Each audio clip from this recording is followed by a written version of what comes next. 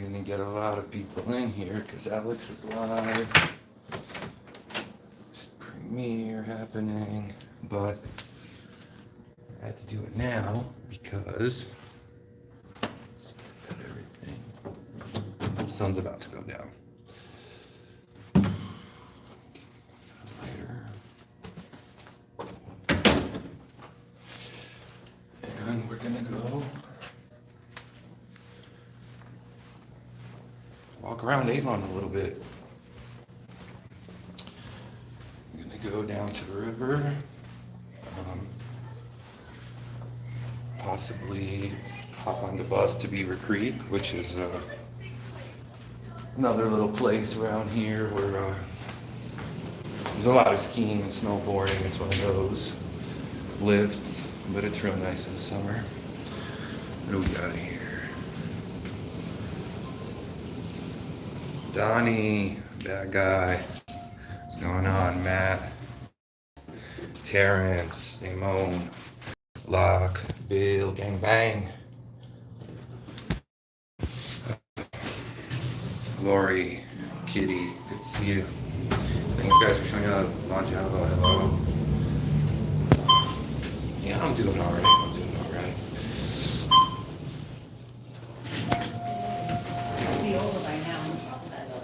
Second floor. You know what I mean? You'd be done by now. It'd be perfect.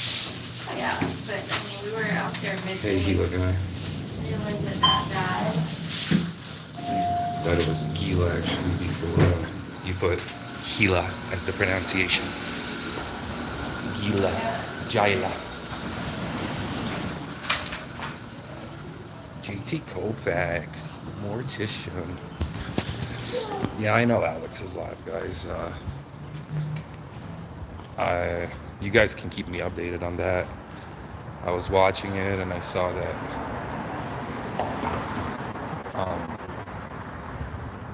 whatever happened, he wasn't home, so I guess they're gonna try to get him now. They're waiting for him. This is Avon.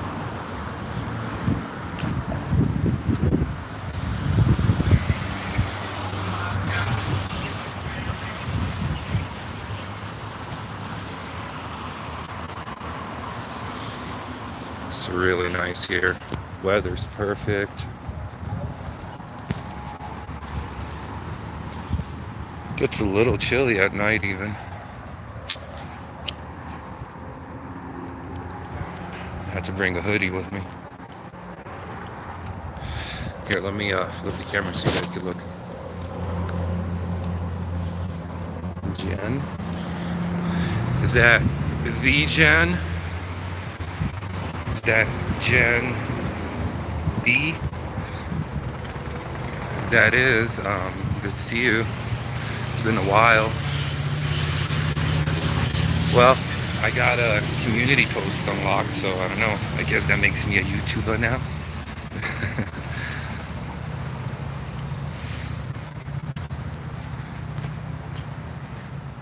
Yeah, I would have waited until Alex was done, but honestly, once the sun sets, it's like you don't see anything. None of this beauty right here. So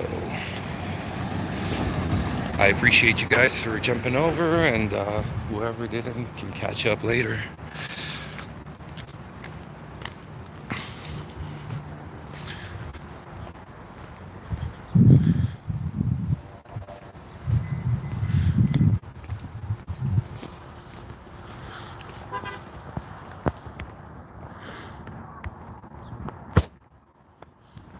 Okay, yeah, that is the Jen. Once I saw the middle finger. Hi, Tanya. Jane. Jen. Let's see. I'm gonna make you a mod because I think I've known you longer than anybody. How do I do that? Hi, JR. Yeah. We know. But I had to get my shit together, and being nocturnal, it's kind of hard. I just wanted to get out here before the sunset. Really sucks because, it's like these small towns, everything is done and closed at by 9 o'clock, so isn't much to do. Ooh, look, here's the lake. This is where the concert was yesterday.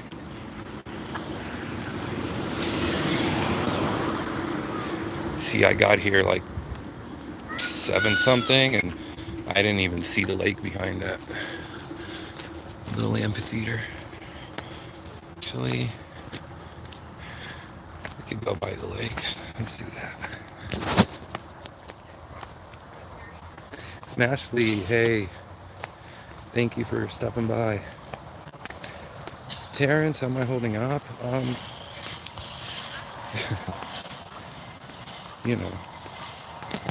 Like this was supposed to be mine and Maria's vacation, so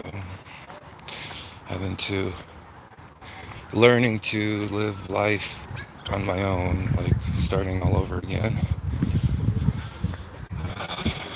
Some yoga going on. Look at that.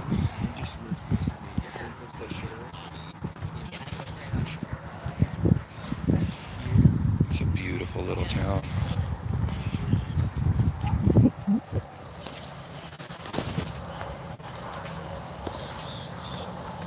Thank you, Terrence. Ryan.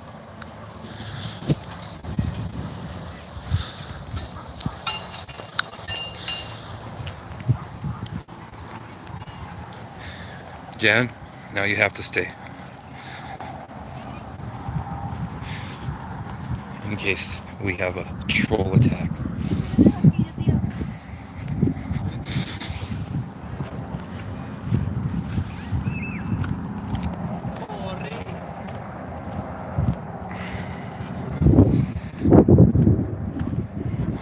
Wow.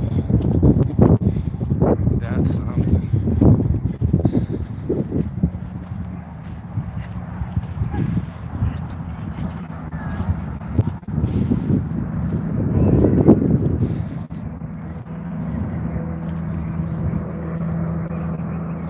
They had the concert fenced off over here, and you couldn't bring like any plastic bottles in or anything, because I guess that's their like initiative to be green. Actually, it's just a ploy to buy expensive ass stuff from the vendors. Wasn't too bad though. Like I looked at the beers, they were $4. I didn't get one, but compared to paying 13 at the venues when I go to shows, it's like, wow, $4 beer. Almost was tempted to get one just because it's so cheap. I wonder if I could get up on the stage. There's the staircase. Okay. Hey, Nevermore. Yes, it is.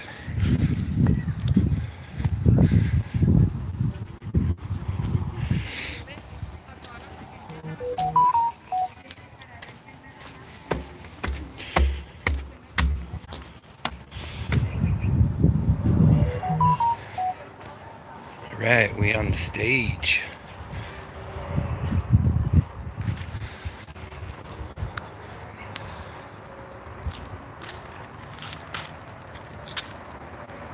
Where the fuck is my guitar?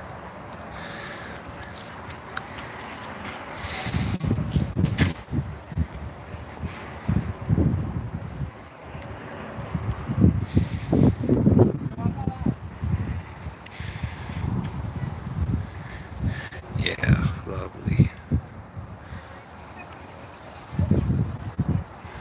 So what's up with you guys? How's everyone doing today?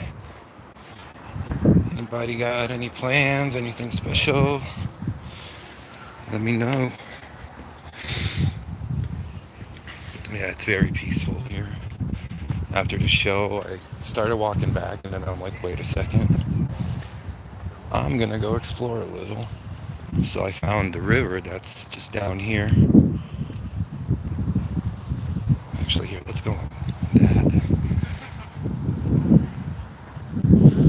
Found the river and I walked down in the darkness next to the river. It was really nice. That's where we're gonna go after.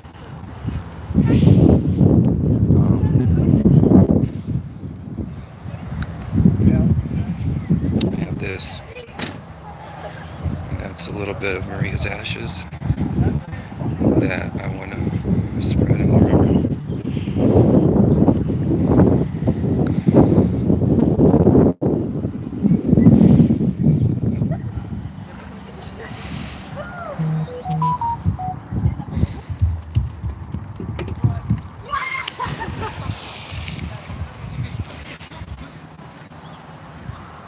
Yeah.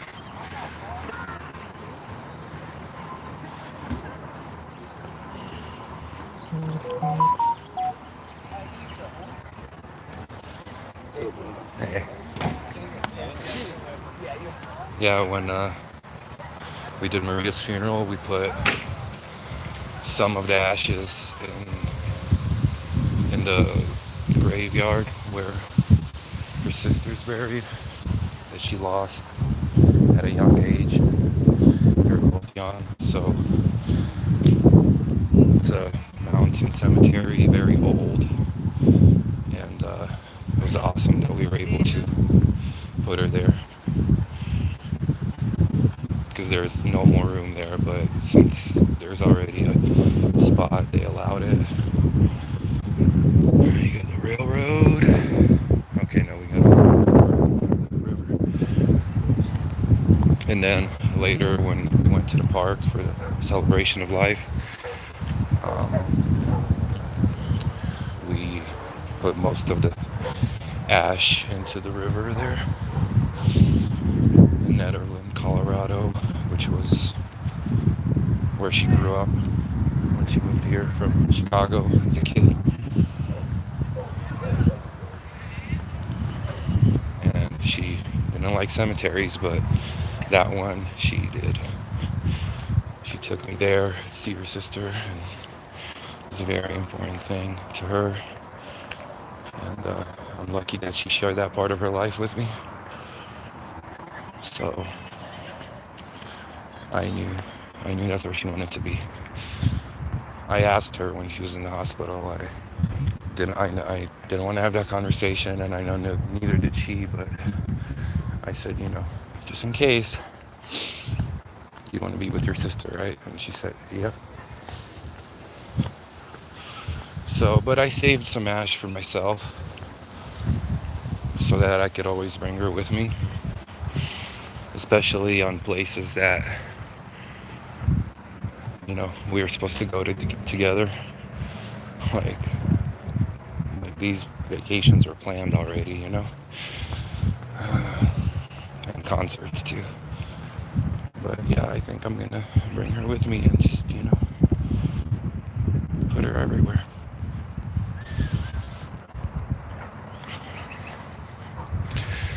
Okay. Jen, no, not by myself yet. I do meet up with Alex every time he's around Colorado. I don't know if you caught the last trip in the beginning of the summer. We went to Wyoming, Idaho, and Utah. Am I going the right way? I think so. Oh yeah. So that was fun, and then I'm supposed to meet up with them after this catch that they're doing. But I guess they ended up getting the towns mixed up. So they're a lot further than they were supposed to be.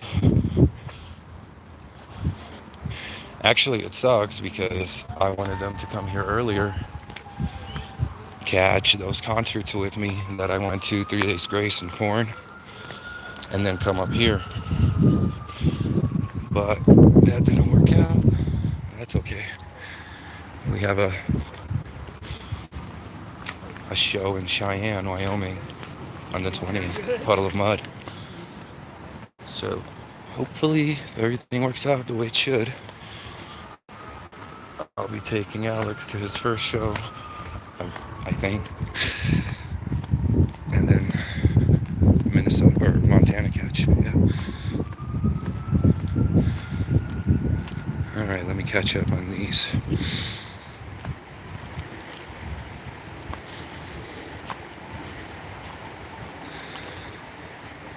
Yeah, Locke, you gonna do a panel? I mean, yeah, we'll see. Sun setting. I do want to hop. There is a bus that goes to Beaver Creek, and I was thinking about hopping on that. That place is more like ritzy. You know, you got super expensive stores all around. Because like it's basically just a ski resort. I've come here a few times since like 2005 or 6, because we have a timeshare up here. So yeah, it's been a long, no, actually even before that. Damn, I was like 13, I think, last time I came. Went to Beaver Creek. Snowboarding, which didn't work out for me. I've tried a few times. There's our river. But yeah, like I'll it's hard for me to balance being so tall. I don't know. I mean, I could do it, but then I just start going like super fast and I feel like I'm gonna crash, so I just wipe out. So I don't know. I don't think I'll be doing snowboarding much. Thought about trying skiing, because you have something on both of your feet, so possibly that could give me a little better balance, because the one board, like skateboarding, shouldn't have done that. Skateboarding, no. I stepped on a skateboard one time when I was young and got right off of it. I used to love skateboarding. Like, I used to follow the X Games, all that, but it wasn't for me. Now, Razor scooter, on the other hand, that thing, I could go faster than kids on bikes. And you got long legs. Used to do all sorts of tricks. Too bad I never lived by a skate park. So if I did, I'm sure I probably would have got hurt a lot more than I did on it. But I had my share of injuries from it. Fell on the tailbone a few times doing wheelies.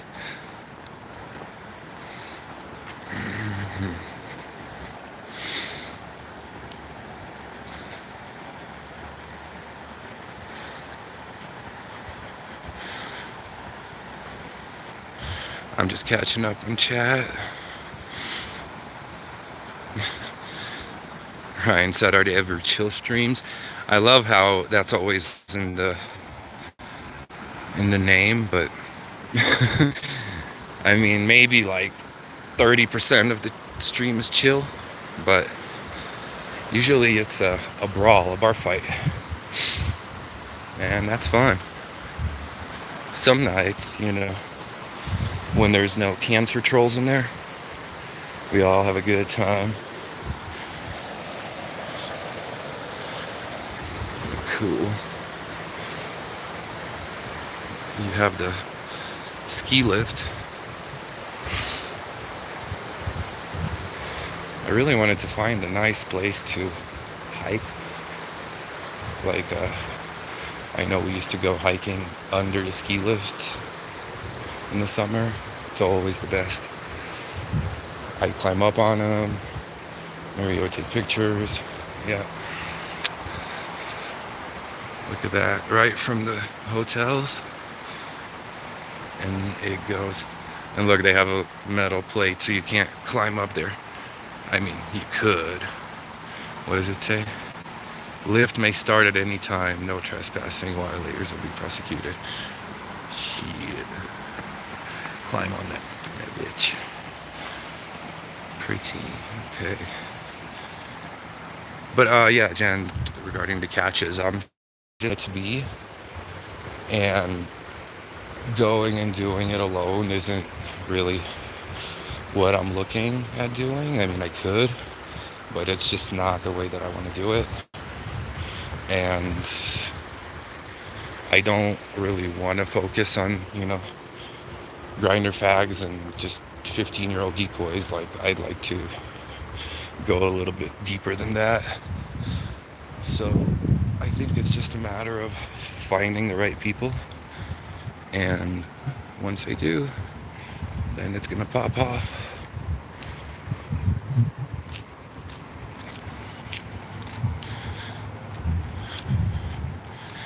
Jane, oh, the jewelry? Yeah, yes, there is a psychic I follow, and she lost her son, and she made rings from his ash. She put the resin, and yeah, it's really cool. And then those bracelets too. I like the bracelets that have like a little glass vial on them, and it doesn't hang off. It's part of the bracelet. I think that would be cool. Possibly mixing some of the ash into ink for a tattoo, because I'm definitely going to get some tribute tattoos to her. Ooh, Pred is a runner on Alex, huh? Jen, I told you, whenever you want to visit Colorado, I'll show you all around. You got a friend here. Terrence, how did I like 3 Days Grace? Dude, I loved it. 3 Days Grace was my first ever concert. 14 years old. I came with my friend.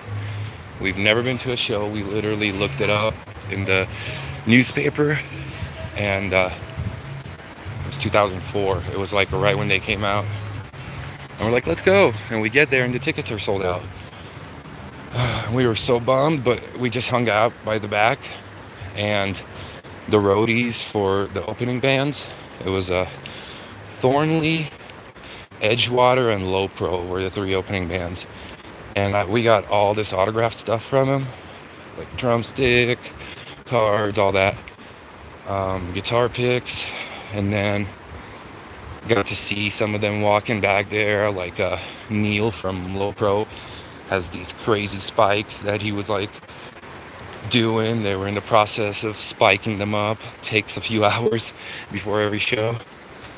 I don't know if he still has them. I haven't checked up on that band in a bit, but it was kind of cool. Like, then the guitarist from 3 Days Grace comes out, Barry with the big beard, and he says, what are you guys doing out here? And we're like, it's sold out. He's like, dude, come around. And you had this fence like stretching for a block from the back parking lot to where they actually were. So we ran around that fence faster than I've ever ran anything, and he let us in through the back. It was so cool. Yeah, for a first concert experience. And then we got to meet them afterwards too and get autographs from them, and that was with the original singer too, Adam.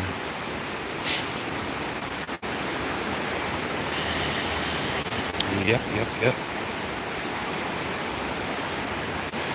Let me catch up again.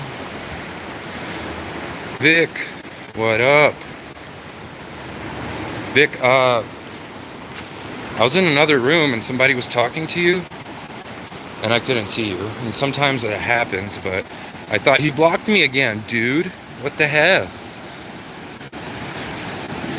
Okay.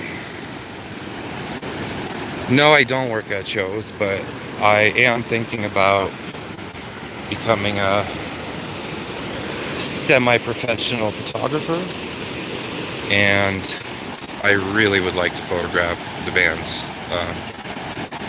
So we'll see how that works out.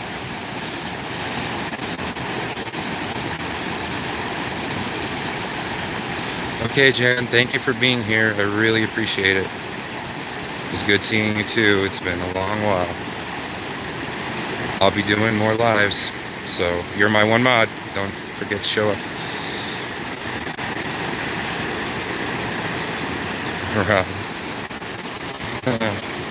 Yeah, concerts are just a part of what I do here.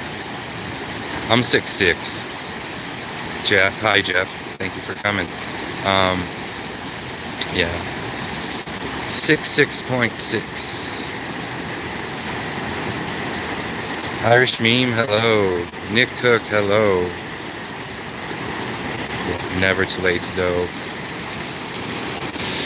I'm gonna sit down here and not fall again.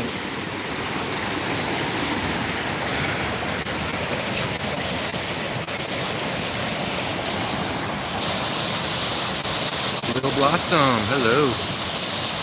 Stamula, hi.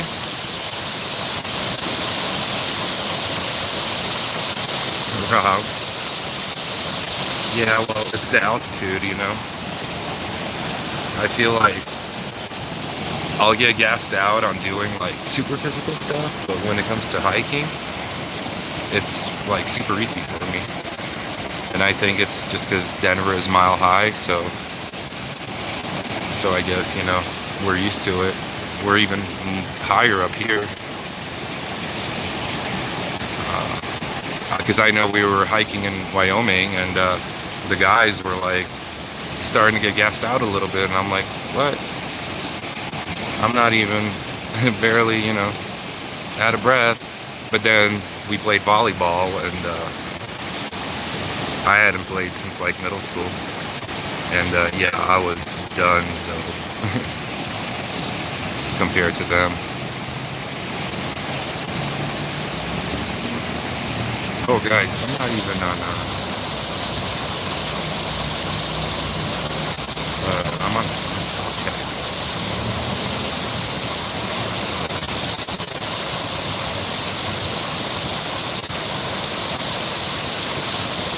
Vic, yeah, I play guitar. I play a little guitar. I actually brought my acoustic with me on this trip, but it's almost over. It's been a mini vacation, only because I had the 2 concerts. So I would have been here all week, but unfortunately I couldn't because I had to catch my shows. So I haven't had much time to do any of the stuff I wanted to do. I brought all my art equipment, not all, but you know, I brought some paint, some charcoal, and I haven't even got to do that, unfortunately.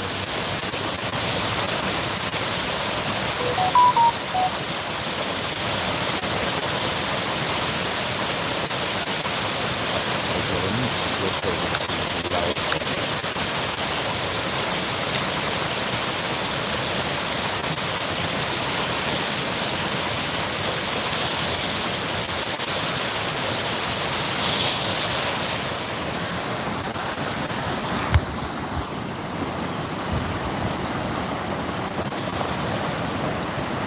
I'm gonna have to go down there, spread some dash. I'll probably leave the phone up here so you guys can see, because I don't want to drop my phone in the water. And you guys just be ready because, you know, cross your fingers that I don't, but there is a chance I may end up in the water. I'm really hoping I don't. Let's look. It's not too bad. This is actually like where the trail ends on this side, and this is for whitewater rafting. Like you got little signs over there telling you how to do it and to do it you're doing it at your own risk type of deal.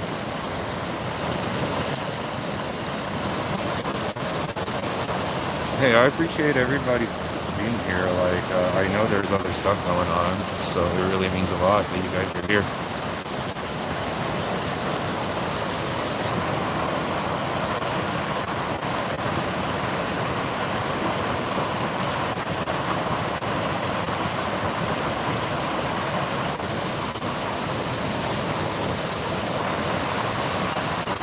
Terrence, yeah, Never Too Late, such a good song. And the great thing about it is their new singer that's been with them for, what, like 10 years now? Um, Matt, he, you know, I mean, of course, nobody will ever compare to Adam. And they've even had talks about working together again, I've heard. Maybe, I don't know if both singers will be on there or not, 3 Days Race, but Matt kills it. Like, sometimes when you have like a new lead singer, it just doesn't work out too well. Like Motley Crue, at least from what I heard, Maria told me they went to see Motley Crue with the new singer, and she's like, I couldn't, I had to walk out. And even we saw, when I first met her, we saw Soundgarden and Alice in Chains, and it was, you know, with obviously the new singer with Alice in Chains, and you know, I like their stuff, but Soundgarden played first. Thank God, got to see Chris Cornell a few times actually, but I don't know, the Alice in Chains singer just wasn't doing it for us. Left early on that one. I think she was also feeling uncomfortable because there was this girl that I was hanging out with, and she came with as well, with her friend. So apparently, like, every time I'd look away or like go to the bathroom, she would be giving Maria dirty looks, and they were like talking amongst themselves about her and all that, because I don't know if the girl wanted to be with me or what. So we left that one. And then when Alice in Chains and Korn played, like 4 years ago or something like that, we just missed Alice in Chains because I'm always late. And yeah, it just happened. But we saw Korn.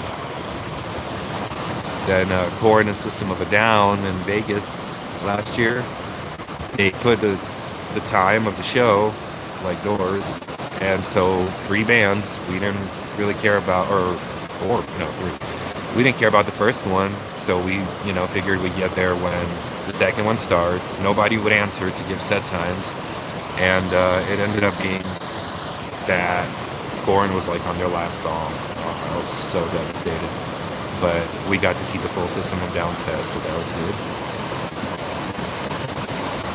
Yeah, I need to work on that, but me and time just don't really go well together. You know, if we didn't have clocks, I really wouldn't care. The only thing that clocks are good for is to communicate with the angels when they send you angel numbers and patterns. I feel like when you see that, like if you're seeing 1111 or 111, 222, 1234, 1234, you know, those little combinations, I think, like, I've noticed sometimes, you know, especially when it's like a special day or something, and, you know, or something spiritual's going on in your life, like, you'll notice those a lot more. And they say that that's one of the ways that the angels get your attention. Let's see.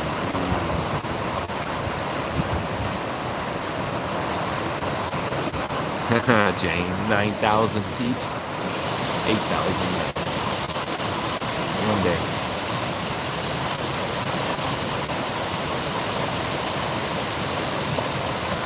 Jeff, Aspen is about a little under 2 hours from here. That's funny that you asked, because I actually looked it up yesterday because I was looking at Hunter S. Thompson's funeral and how Johnny Depp had his ashes shot out of a cannon, and that was in Aspen. I think that's pretty cool how he did that. So yeah, I looked it up. That's off I-70, off the main highway. Laura, good to see you. Thank you for coming. Oh yeah, Soundgarden was amazing live.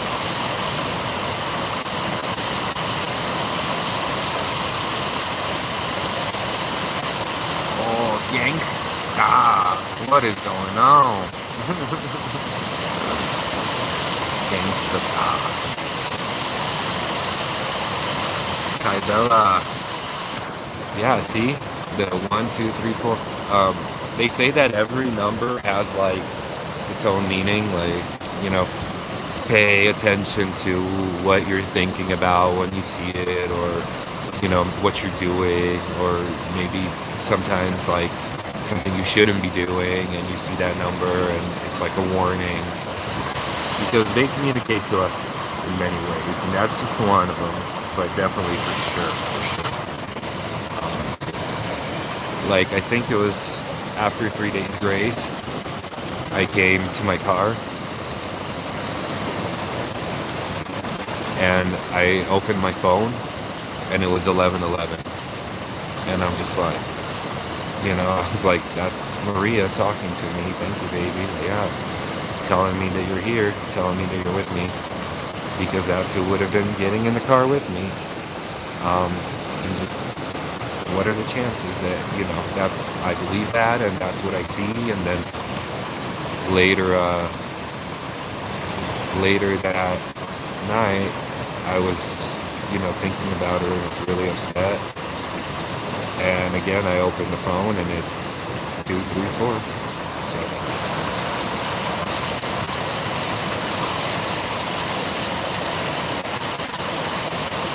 So. Rob. Casey's on the beach.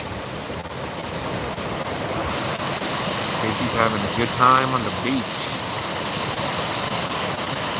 Casey, new IRL streamer, coming up in the game. Best decoy 2022. Best IRL streamer 2022. Y'all put respect on Casey Cox's name. You feel me?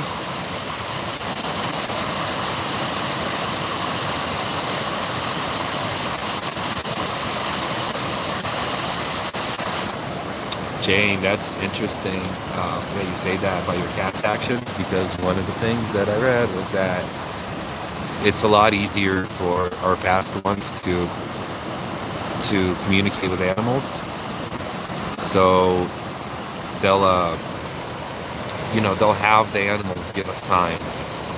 And I've noticed, like, out of my 2 cats, I have Tigger, and he's like because they're both Maine Coon, partial at least, and Tigger is, you know, the wild one, and so I call him Wild Coon. And then Gray, who's gray and black, or gray and white, but he's just Gray is his name. He's the mild Coon. He's like so sweet, and he'll always he'll sleep with me, and he wants to come sit on my lap like multiple times throughout the night. As soon as I come, you know, go have a cigarette, come down, he wants on my lap. So yeah, I've been noticing like a lot more affection from him. It's been kind of cool. And when I'm really down, he'll come and he'll comfort me. Like, it was crazy. He was literally just laying in my lap and like petting me with his paw, the way I pet him, but doing it with his paw, scratching me a little bit with his nails, like letting him out and putting him back in and out, and like, it's crazy. And those cats were so attached to her, like, she loved them. They were her babies, you know. They both slept with her between her legs, and it's been hard on him too. I know it has. I mean, the first few weeks they just didn't know what to do with themselves. When she came home from the hospital, we got a hospital bed set up, and they were just like freaked out at first by the hospital bed. They didn't like the bed, but they would sit under it or sit in the chair next to her and just watch her, or sit in the doorway and like protect her, you know. It's kind of hard on everyone.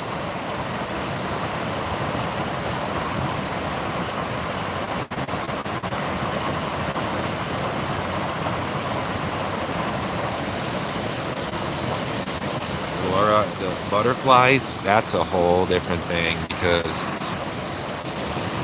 the whole time I've been with Maria, we've lost a lot of dogs. Like her dogs. I never had pets because I never wanted the pain of losing an animal. Like I had pets when I was really young, and I just hate that. But with Maria, she had dogs, and we ended up adopting more dogs. And her sister had dogs that we would always watch and go to her house and see, and so on. So I got really attached to like a bunch of animals, and we've lost pretty much all of them throughout the time I was with Maria. And I don't know, maybe that was the universe's way of getting me ready for this. Um, but it was really hard. It was really hard. And with every single one, we would see a special butterfly after they pass. Like it would be one reminiscent of the dog. Like if the dog was, orange, the butterfly would be orange. If the dog was white or beige, the butterfly would be the same color. Like, and the crazy thing is with my little Chihuahua Romeo that I have on here, the world's oldest, when he passed, he started coming as a black and white butterfly that I'd never seen around my house. And it would land, one time, it landed on my car that was parked right by the piece of grass where he would go pee. And so this butterfly landed, and me and Maria are like, oh my God, it's you, Rones, And on top of landing right there, the butterfly let out a little sprinkle on my car. And I was like, okay, if that's not Romeo telling me that that's him, like in the same spot where he used to go pee, then I don't know what that is. Yeah, it was definitely him. So the butterflies, my dad passed 3 years ago, and after he passed, I see every summer, like right after the day that he passed, this butterfly will be, you just see it for a little bit when you see it, and it's gone, but it's this beautiful black and yellow one. It doesn't fail. It's always around every summer. Doesn't hang around too long though. He'll like circle the house, show that he's there, and then just disappear. Like go into a tree and then you don't see him anymore. So maybe it's interdimensional even. I don't know.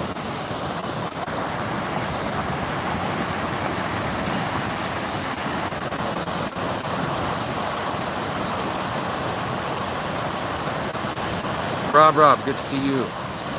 Thanks for showing up.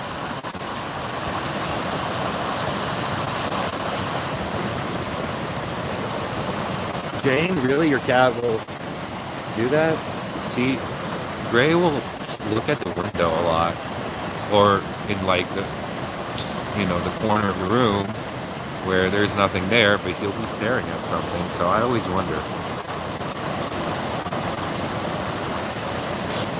1, 2, 3, 4 to me is a daily reminder everything is happening the way it's supposed to, and things will always get better.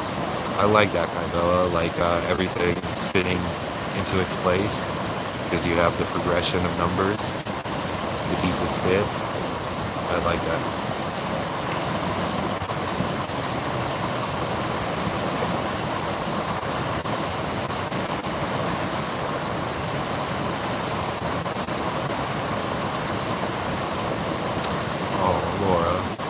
Sorry about your dogs. It's hard. It really is. People don't realize how, that don't have them, don't realize how attached we get. It's like losing a little person. I mean, to me, it's like losing a child, because that's what they were.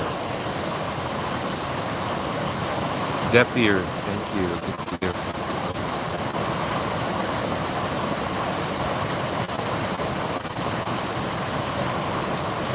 Yeah, Jeff, I try to comfort them. I talk to them, I explain to them, but I have a feeling that they see her. I think they really do, and I think that they understand maybe even more than I do. Who knows?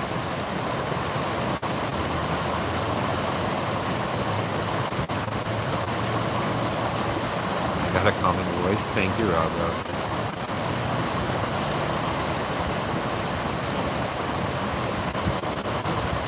Laura, and then with the black and yellow butterfly that is my dad. I remember when I got COVID and I was just out in my backyard, and this time he actually landed in a bush and let me come up to him and let me take pictures of him, like super close. I never, like I said, he always just flies around and he's gone, but this time he actually let me do that, and I just, I was in a daze because I was sick from COVID, and it was just very comforting. Let's see. Rob, yeah, that's the plan. Like,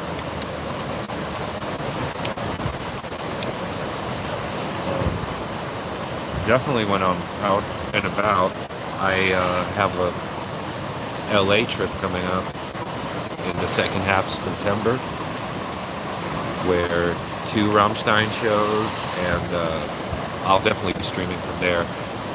Now, I was thinking about maybe getting a room at the Haunted Queen Mary, the ship that they have docked there. It's a haunted ship. And I thought about maybe booking a room there for a night or two and giving you guys a haunted stream from there. I thought that would be really cool.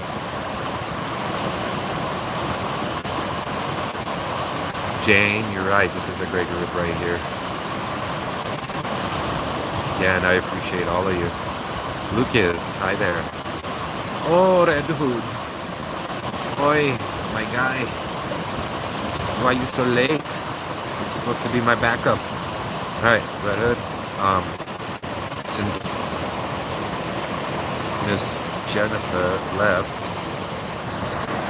you are going to be on mod duties. If it would work. What the hell? There we go. Now I see why Bill has a problem doing that, because you have to get the little picture. You can't just click on the message, you got to get right on the picture. So if you have fat fingers, it's kind of hard.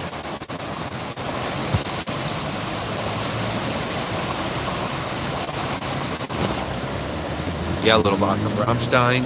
2 nights. Oh my god. If you guys have been following my Instagram, I've just been posting like clips from shows that they've been doing on this tour. So amazing. They built like this crazy set, like they always do, but they have towers. They're only doing like open air coliseums, because the problem is when they're in Europe, they always say our European shows are it. And like our shows in North America, they're a little scaled back versions because of the fire codes and all that. So like, and I think that they were blamed for Columbine, even though they weren't one of the bands that those guys listened to, just like Manson. So when they got some flack for that, they didn't come to the U.S. for 10 years. They were like, you guys want to blame us for Columbine? Screw that. So I caught them when they came for the first time, and it was an indoor venue, but it was the Denver Coliseum, which is like an older place, so definitely wasn't like where the Nuggets play or anything, Pepsi Center, because I'm sure the insurance would have been through the roof, because they're all about pyrotechnics. But now they're doing these stadiums, like they're doing the Memorial Stadium in LA, and they got these towers all throughout where just fire and things shooting and blowing up. Yeah, that's their little shtick. I love it. When they were first coming out, they used to just pour gasoline everywhere and set the venues on fire, and I think it was in Germany or somewhere in Europe that like the ceiling set on fire and a big like ledge came falling down, so they got in trouble for that. So I think they're like licensed pyrotechnicians now. Homeless in America. Hey, good to see you.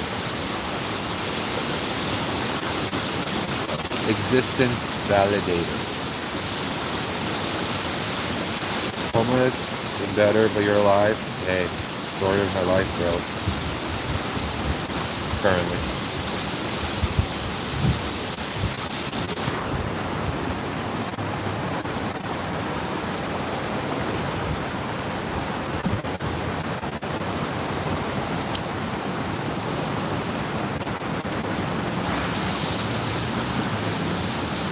Rammstein. Oh my god, it took me a second to get that one. I read it and I'm like, Rammstein. Oh, the Rammstein. They're actually named after the Rammstein Air Force base in Germany, but it's spelled with one M. And that's where the disaster happened, where they were doing an air show, and two planes collided into each other.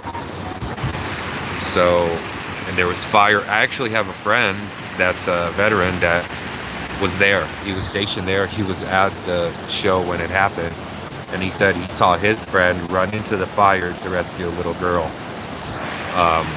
It was insane. Like, there was just fire everywhere because the planes blew up right over the people.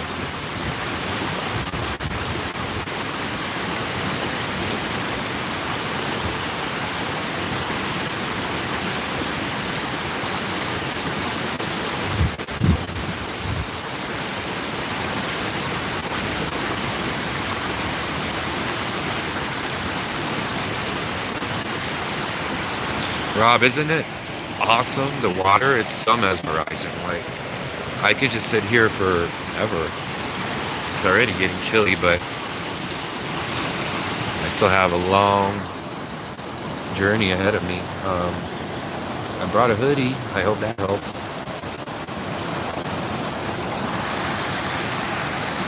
And let's see.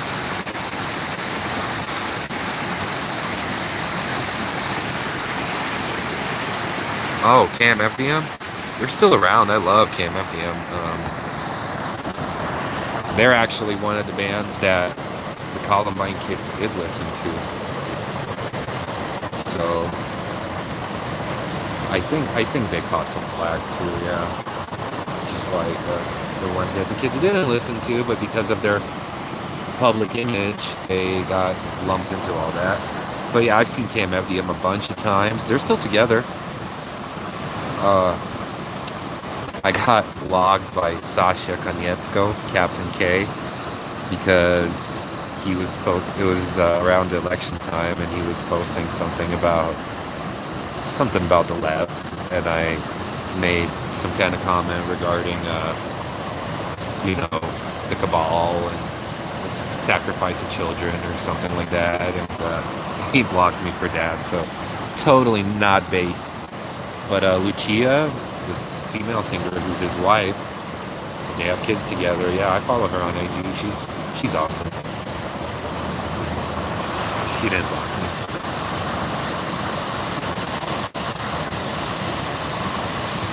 Right, Little Blossom? Do I like Jack Wild? Oh yeah, definitely. Black Label Society, yeah. Actually, that's what Alex has been on recently. He's been getting into that last trip. He was playing a lot of it. And they're touring with Pantera. I mean, Zach Wild, I think it's been confirmed that he's going to be the guitarist for Pantera.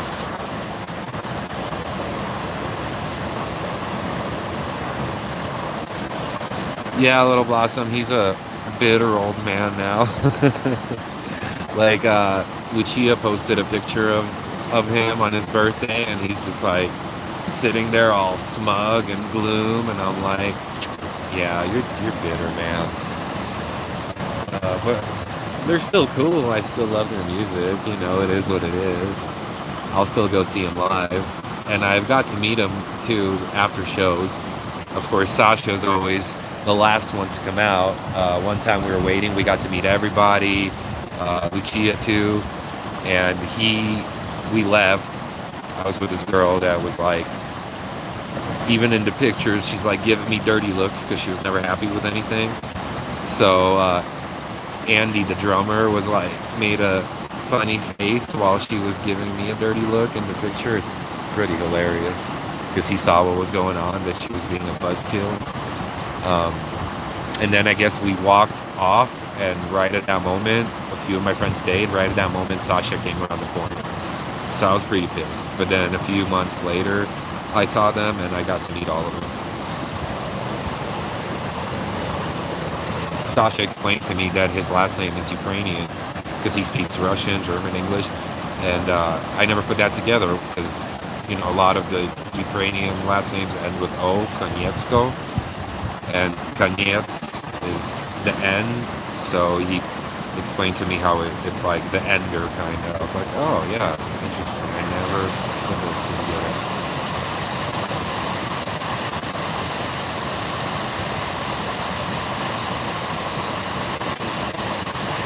Was that Wild Diamond's best friend? I did not know that.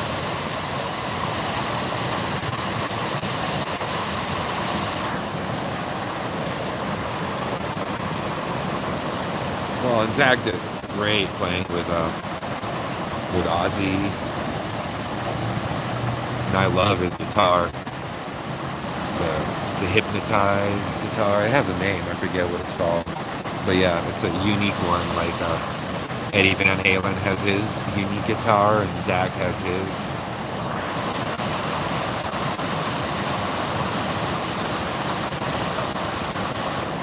Oh, thank you guys. Great storyteller. Just ramble. We're gonna do these ashes in a little bit here. I'm excited for you guys to be a part of that with me.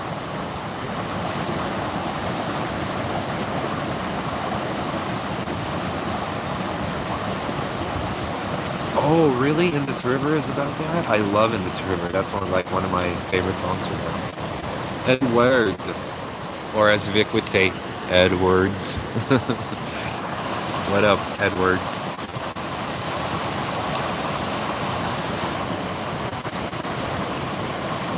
Rod, hello. Is Alex? So what happened with Alex's catch? I saw someone say he ran off.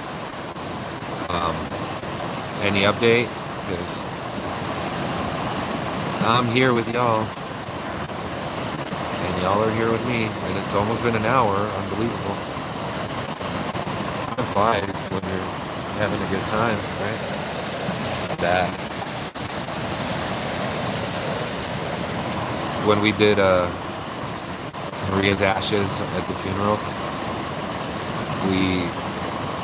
me and her sister, we took some, and her mom, and my mom, but when me and her sister threw it the first time, it was like we both threw it at the same time, and the ashes collided, and it was like a firework going off. It was something special. Like they collided and just went everywhere. Into the water, down the river, one with the earth, the way she always was, I always refer to her as Mother Earth because she saved every little animal, she saved little birds that fell out of their nests and were lost, and whatever she could do. I mean, she'd feed them all the time and bring out little bread and set it down for them, and she had the pit bull when I met her, River, and that was a rescue that they were, they had a house where they were like abusing the pit bulls and fighting them. And I guess this one was really, abused, and they were going to put him down. But actually what happened was her boyfriend knew these people and wouldn't tell her who they were because he knew how she would react. But she knew that they were doing that out of there. So she said she followed him one day and figured out where they lived and called the cops and had the motherfuckers arrested. I hate people that abuse animals. I can't. They're just as bad as criminals to me. Because, you don't mess with something weaker than you. That's just the rule.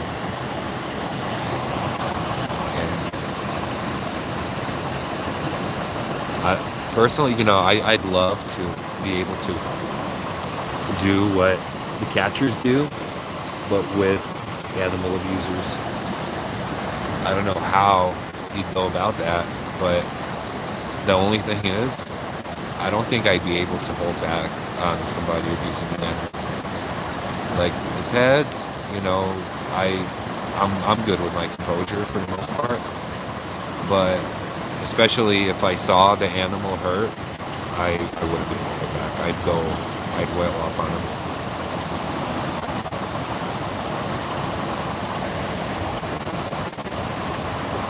Right, Jane? And old people.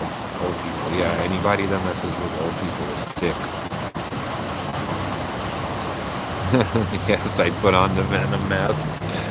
The paper mache homemade venom mask that's all crooked that looks like Spooder Man, but more like Venom Man. If you know, you know. Red Hood. Bro. Yeah, anybody could be a jackass in these streams. It's not about the age. I mean, but Red, we know you're ever ongoing feud with the people that are a little bit higher up in age, let's say. Jane, Red, you love us in this. Jane, I love that you are so young at heart. Like, it really shows, and I respect it. You know, like some people kind of just give up. They're like, oh, you know, I reached a certain age, like I shouldn't be doing this or I shouldn't be doing that.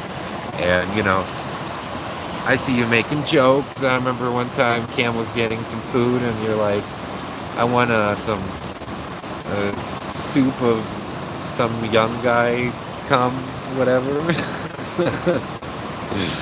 I was cracking up. Hey, as long as you're alive and breathing, you can do whatever the hell you want, man. That's the thing. Time. I don't like time on clocks. I don't like time with age either.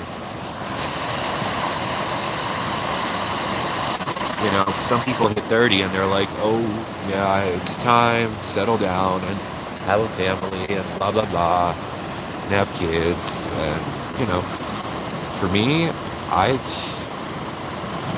still having fun. I'm still doing me. Like, I was settled down with Maria, obviously, but we chose not to have kids when we met. You know, and I don't know what the future holds. I'm not thinking about that right now, but for now,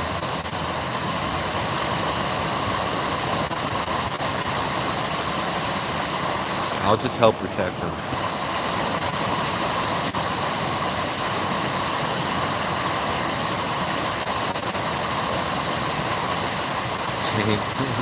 I've forgotten most. I've forgotten more than most will ever know. Yeah, and that's another thing with age, man. You start forgetting. Even me, I'm like, oh my god. So while I was at Corn, because when I saw Mudvayne like a week ago or whatever, I put that it's the first time that I'm seeing them, because I've seen Hell Yeah back in the day and recently with Chad Gray's other band, but Mudvayne, because they, you know, I was into them, one of the first bands I was into, but then they broke up for a long time. And as I'm watching Korn, I thought back to my first ever Korn show, and it was at the DU Hockey Arena, and I'm like, wait a second, Mudvayne opened for them. So I guess it wasn't my first ever Mudvayne show, but there's so many that I don't even remember. Like my Tool shows, up until like 5 or 7 of them, I knew every show, where it was, what the set list was, and then after that, now I had to like go and look up all their tour dates since 2006, and I've been to every single one in Denver and Colorado Springs. So that's how I know that I was on show 12 and 13 this past January. Laura, you're an April baby? Are you an Aries? What day, if you don't mind me asking? Because is on April 6th.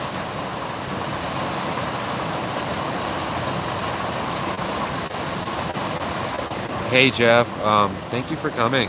I appreciate it. Even if you just jumped in, I appreciate it. The ones sticking in here with me, I appreciate it. It's all good. You have a great night, you and your family. Rob, right? I'm a Toys R Us kid. So am I, man. Can't believe we got rid of Toys R Us. I used to go there and play the PlayStation 2 for hours because I didn't have one. Good times.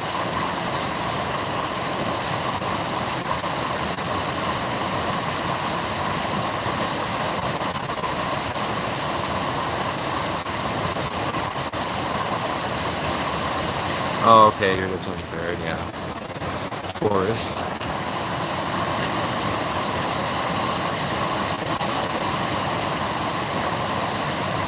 Red Hood, did you order some soup of cum of some young guy? Hey, Cat Eyes.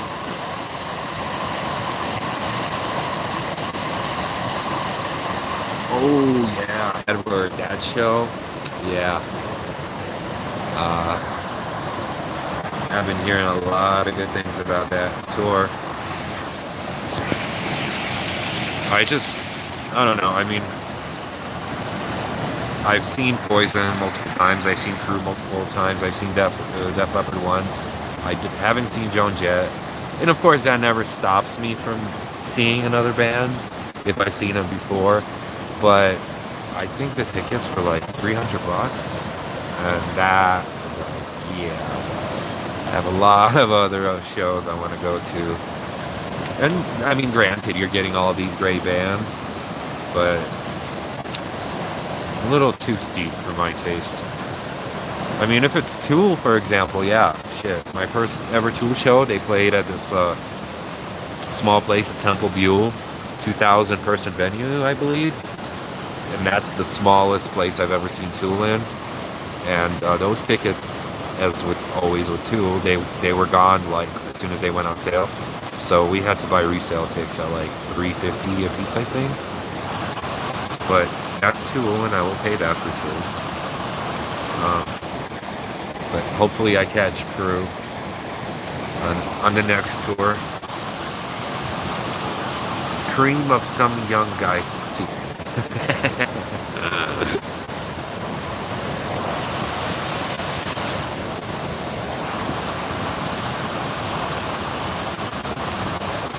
The fuck you mean? You guys are hilarious.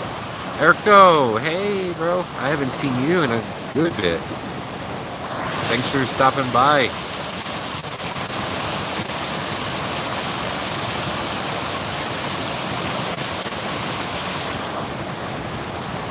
Oh, Little Blossom, that sucks. Yeah. I saw them at a festival once. They did the Mile High Music Fest in 2009. And it was great. I mean, it was so hot though, like we had to go sit in the shade for most of the festival, and there wasn't many other bands I wanted to see. But then Incubus opened for Tool.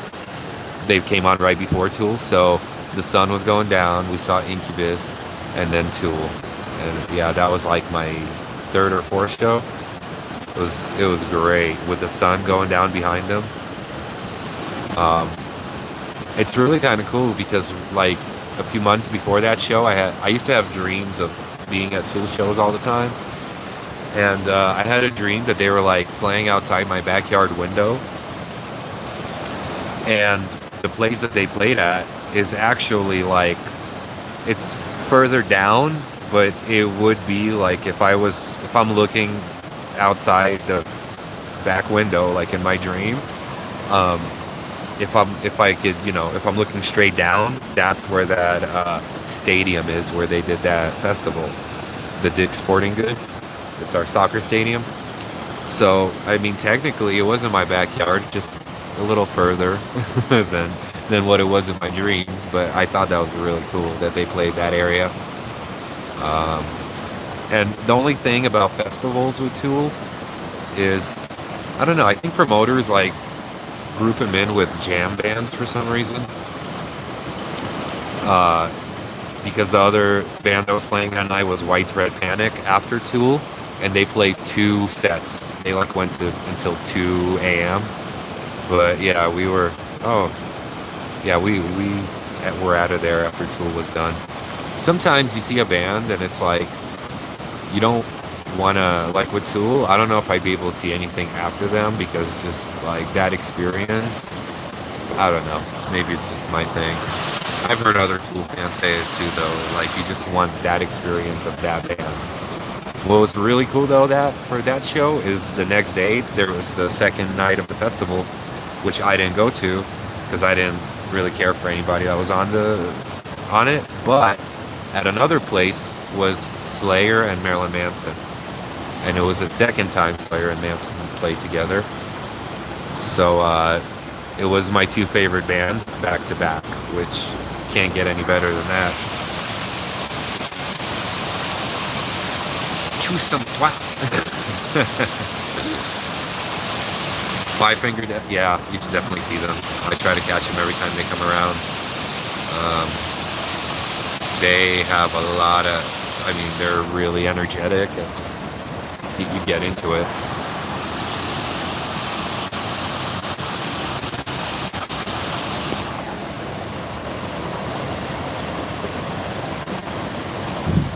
And yeah, like, because they're doing the baseball arenas and yeah, shitty seats. Like, when it's like, you know, the basketball arena, I get the cheapest seats usually. Just because that way I'm able to go to more shows. And I think when, even like in the 300 section, the sound is just as good. Yeah, you don't see the band as close, but like with bands like Tool, for example, they're meant to be seen from far away, you know, like their stage show. If you're up close, you're seeing the band, but you're like not seeing what's going on all around. Same with Roger Waters of Pink Floyd. I'm gonna go see him, and they're doing a 360 tour where they're gonna be in the center of the arena. And yeah, that one I couldn't imagine. I mean, yeah, it'd be super cool to be right up front, but when you're further back, you get to see the whole thing. It's just as cool.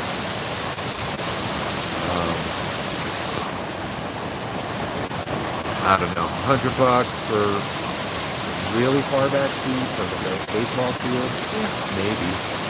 If I didn't have all these other shows like that were coming up, I might have thought about it. But I didn't even see a $100 option for ours. Ours was, when I looked, it was all 200 and up. Yeah, Deaf Ears, yeah, I did that too because I would always get Domino's, their large 3-topping. And if you do walk-in, you pay $7.99 for it instead of the same pizza costing $16.99. So I called them this last time I got pizza, and they're like, no, you got to do it online. And I'm like, son of a, but it was super easy, and you get it for $7.99. Like, it's totally worth it. So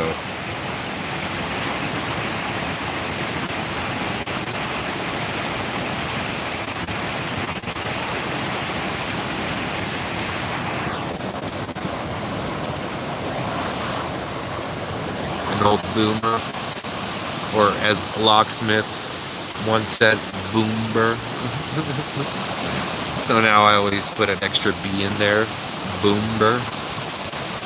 So like, if you're an actual boomer from the actual, generation, and you're a boomer, but if you're like a locksmith kind of boomer, then you're a boomber. Or a Jeff kind of boomer,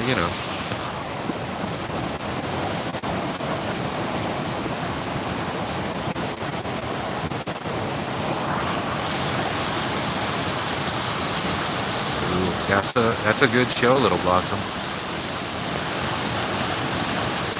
Yeah, I hate when bands get canceled. I was supposed to see Megadeth, I think in 2011-ish or 10-ish, and I haven't seen them yet. And they canceled. It was for our local radio station for their birthday bash. But Saliva was the band before them, so I made sure to catch up on a lot of Saliva prior to the show, and they put on a great show. Like, I was not disappointed. Even without Megadeth there, obviously it would have been an even greater show, but Saliva killed it. And then also that show, this local band played. They were one of the openers called Adam's Ruin. I don't know if it's still around, but they were like, I think they had like a little cannon that they were shooting t-shirts out into the crowd, and I caught a t-shirt, so that was cool. Even though it was like a 2XL, so it was like a sleeping shirt. But it's always fun when you catch something, you know. I'm tall, so I've been lucky. I've caught drumsticks multiple times. I caught a set list during Fozzy, which was mine and Maria's last show. Jericho's band. She got a guitar pick. The bassist made sure to autograph them all and was throwing them throughout the show. And he looked right at her and like flicked it to her. She didn't catch it, but she was able, as soon as it hit the ground, she was down there and she got that for us. And with me, when they were done, I always stick around, try to get a set list. The other guitarist, he crumpled it up and threw it, and of course I caught it. Yeah. Even at this last show at 3 Days Grace, what did they throw? They threw something, and it touched my fingers. It was a little to the side of me, but with my long arms, I was able to. I couldn't use both hands, but it did swipe past my fingers, and I think it was a drumstick. But it went way further out there, and people were on it like crazy. It was cool too, because they were like, they just took a bunch of guitar picks and were just like, after the show, the guitarist Barry, the one that let me in, he's cool, man. He just took a bunch, like probably 30 guitar picks, and was just like flipping them into the crowd.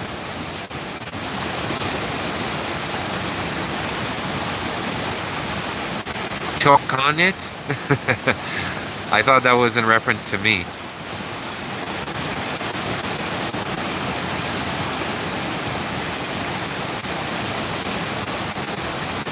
Oh, guys.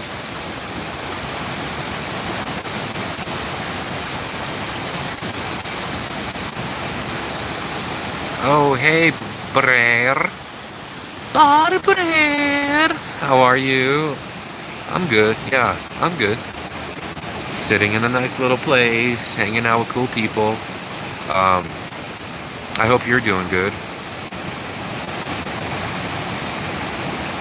I'm sending you good healing vibes, you know.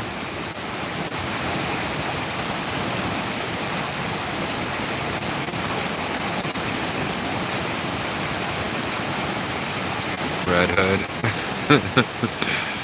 Well, good thing you didn't take your eye out, bro. We don't need you losing any more body parts. Oh, the fox about the cocks. Well, as you guys saw, the title of my stream is Fear and Loathing, and there's a reason for that. Let me show you. Yes, prayer. I'm sure a lot of people are praying for you. We have a lot of good people in this community. I witnessed it with what I've been going through. I was able to witness how many... Can you guys hear me down there?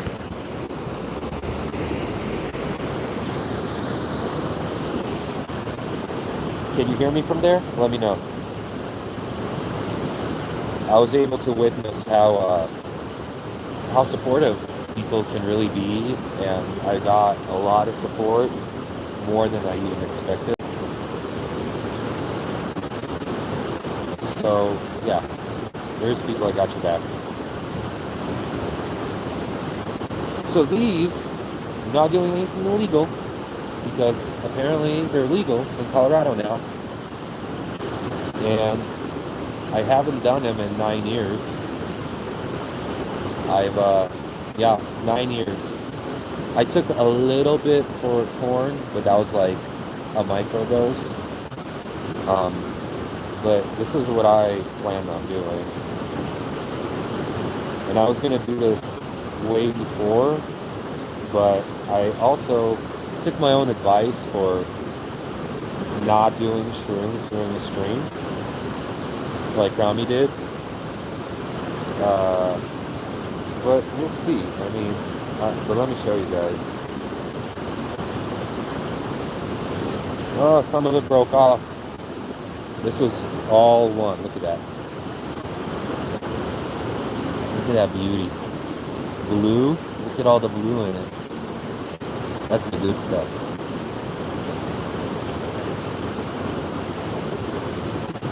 So, I need to decide how much I'm going to eat.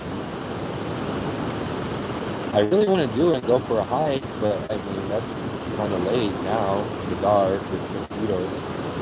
But I still may do it. I have to leave tomorrow. I have all night. Why not? All I know is that when I did shrooms, occasionally, I was a lot happier. Like, I don't know, they say when you do psychedelics, like LSD and mushrooms, it keeps you on a higher frequency of where you don't get depressed as much and stuff. And people say they microdose and it helps with depression, so who knows? But that's what we have. Probably not going to take all of it.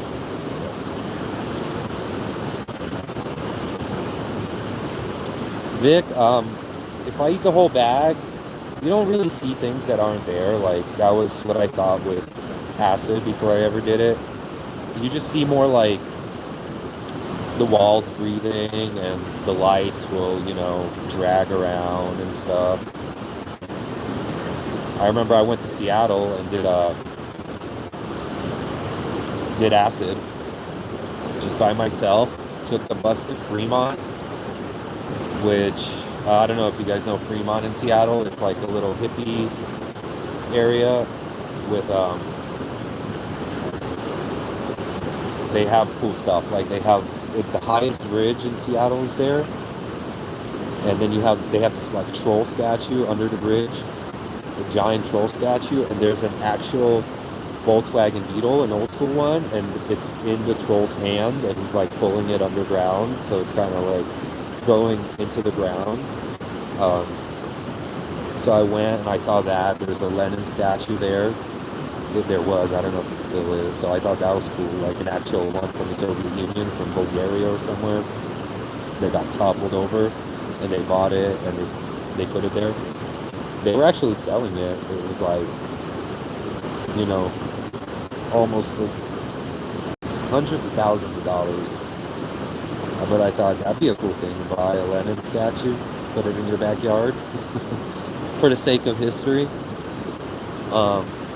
Because like where I grew up in Ukraine, we still had the Lenin statue even when I went back in 2002, 2003.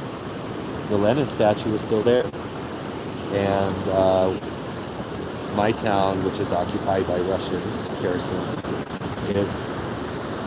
from what I've seen, it's not there anymore in the town square. But the thing with statues is, even if it's of somebody that may not be favorable with the population anymore, like the Confederate statues and stuff. For me, I think that it's history. I think that I don't really get offended by it. I don't think it should be offensive. I mean, if you do, that's your prerogative. But, like, if I say I went to Germany, right, and I saw a Hitler statue, I wouldn't be offended. I think I'd be fascinated more than anything, because it just shows, like, how at one point people really, really supported this guy, and enough to where he has a statue. I mean, I doubt there's any Hitler statues like in the public of Germany anymore. I know they have a village where it's like still a Nazi village. People are totally like all Nazi out there, and they don't like outsiders in too much. I'm sure they have a Hitler statue somewhere in their backyard. They have like their little clubhouse that they go to, and their grill outside of it. I think either it's like something from the World War II, you know, like or it says Jew on it or something. It's kind of bad. And that's their grill out there.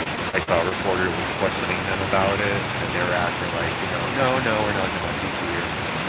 You are. Yeah, because you're not even allowed to use a swastika in Europe. Like, you can get in trouble for that. That's against the law.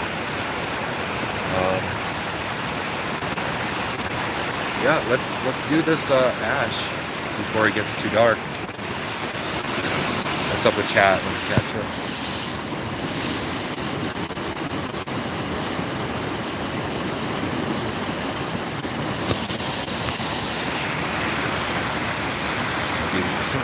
River for a sec.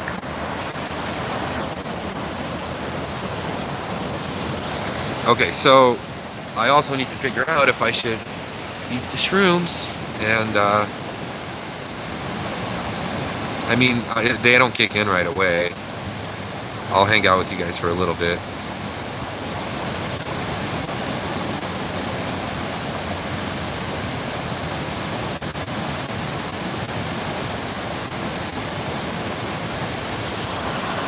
Casey Cox. How do you guys know he's waiting to go live? Did he set up a premiere or what? He didn't even show up here? Jeez. And the good doctor didn't even show up? Jeez.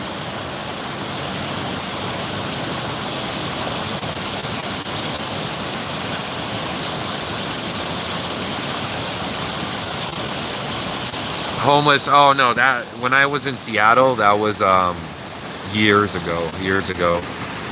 I have always loved Seattle for some reason, probably because Nirvana's from there, and you know, I love Kurt Cobain and the whole grunge movement, so I always wanted to go. My mom took me there on my 16th birthday. We got to eat in the Space Needle restaurant. That was unforgettable. The halibut there, oh my god. Then we went to Victoria, British Columbia, to the, what's it called? The gardens that they have there, the botanical gardens. Oh man, you take a double decker. You take this boat, this ferry. We took the fast one. That's like 4 hours, I think. And then, yeah, you pull into this harbor, the Victoria, the bay.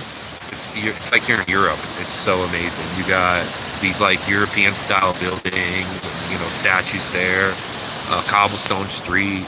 And then you get on a double decker, and it takes you, you know, about an hour out of town to the botanical gardens. So we did that, and then I went by myself, which was right after I graduated high school, 2008. I went by myself. That's when I had my little Fear and Loathing in Seattle trip, and then I went with my grandmother a few years after that, and that was fun too. And we went to Victoria again, to the same place, because I wanted her to see it. Victoria is such a beautiful place. I always loved Canada, and I loved Seattle and Canada, and I always wanted to move to Canada when I was younger. Like, I always wore t-shirts that said Canada on them and stuff. I don't know, I really just liked it. And then when I visited, I liked it even more. But now I see what's going on with their community and their government, and I'm just like, thank God that I didn't. Oh, the good doctor is avoiding. Jane, you have somewhere to be? All right, let me set you guys up so you can see.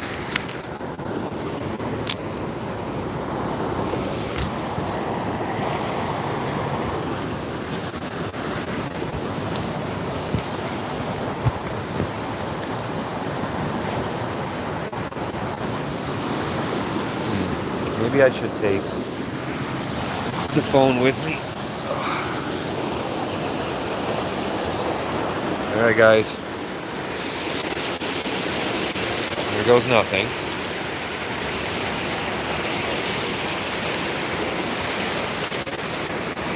I mean, this is where people go whitewater rafting, so it shouldn't be that bad. I am gonna put my cigarettes up here though, so that they don't fall into the water.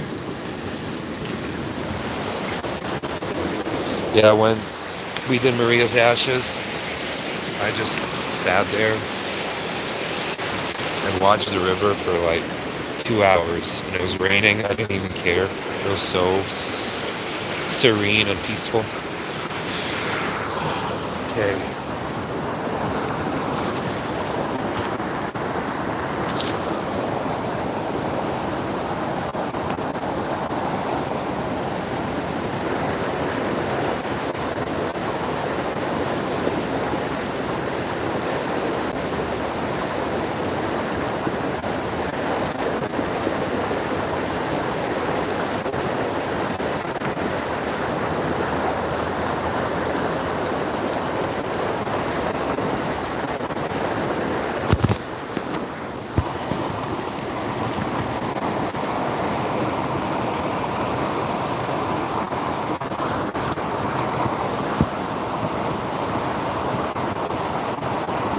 I'll get it down, guys. Don't worry.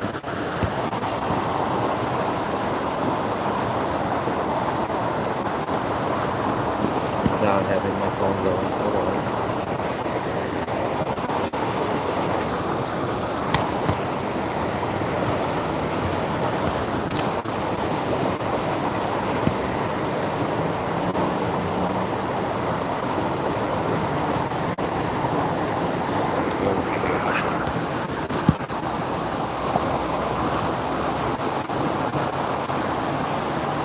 There.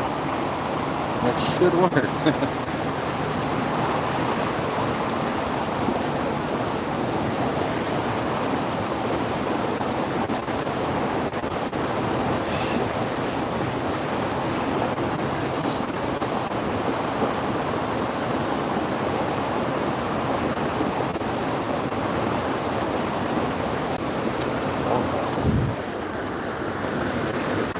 I just heard something fall. Let me use a flashlight.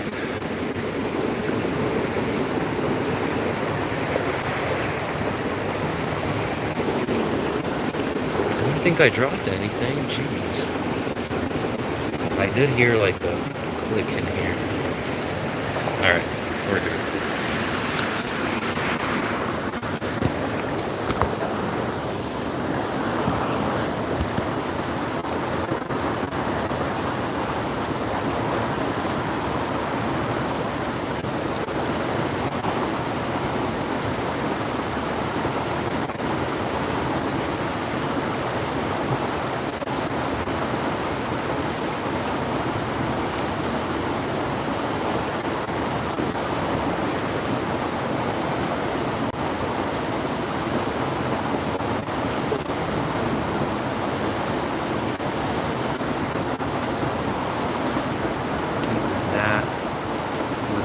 Dragonfly on it, and there's a whole story behind that.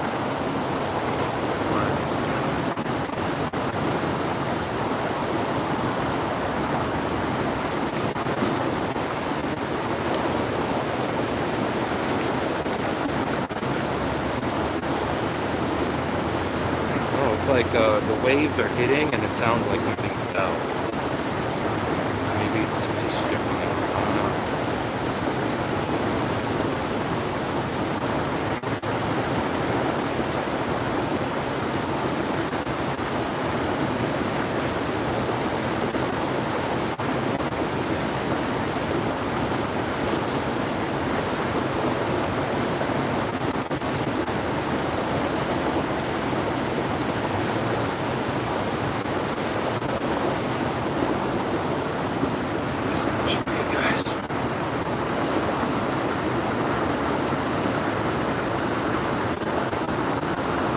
My own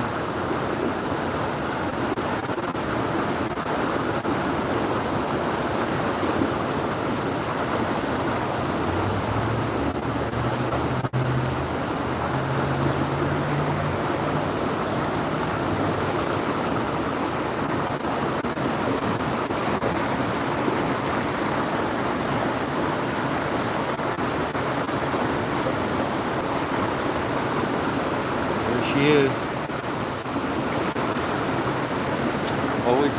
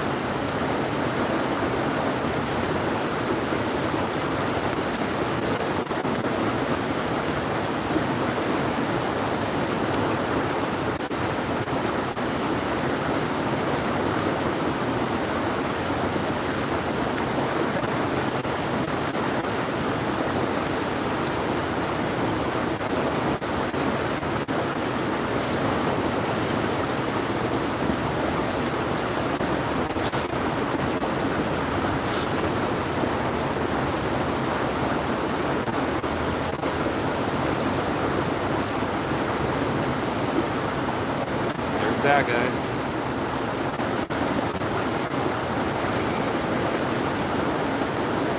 Got to share an intimate moment with me.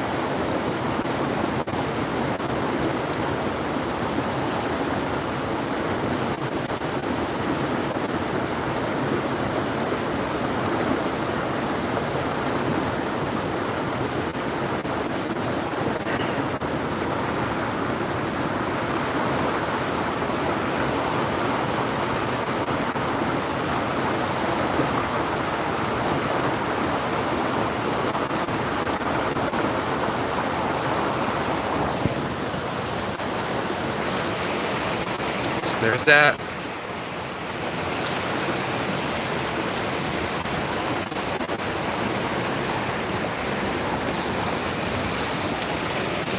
Look, I'm just like taking one step.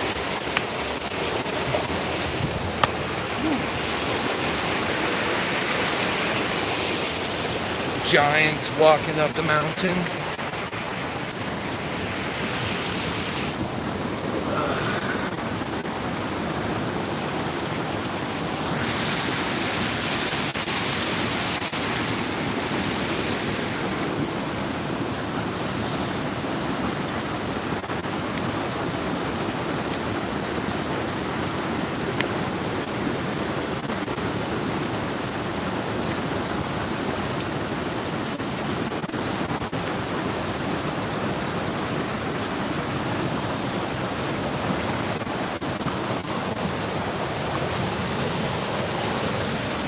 Imagine living right there.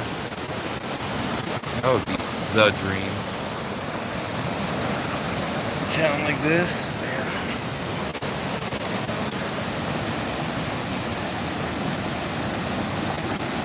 one of the things that I'd like to do in the not so distant future is move to the mountains. I'm tired of Denver. I'm tired of the city. I'd love to just be somewhere secluded and, you know, have my own cabin or whatever, maybe a tiny home. Tiny home for a 6'6" giant. At least that was our plan with Maria. We live simple. We don't need too much.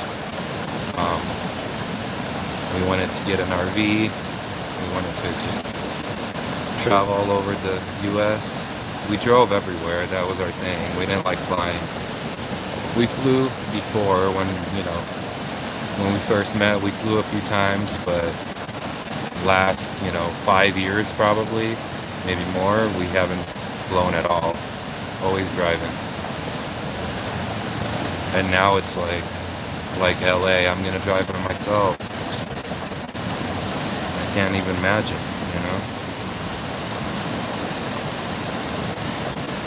She was just such a perfect partner for me. Everything that that one of us liked, the other one liked too. Like everything just worked together so perfectly.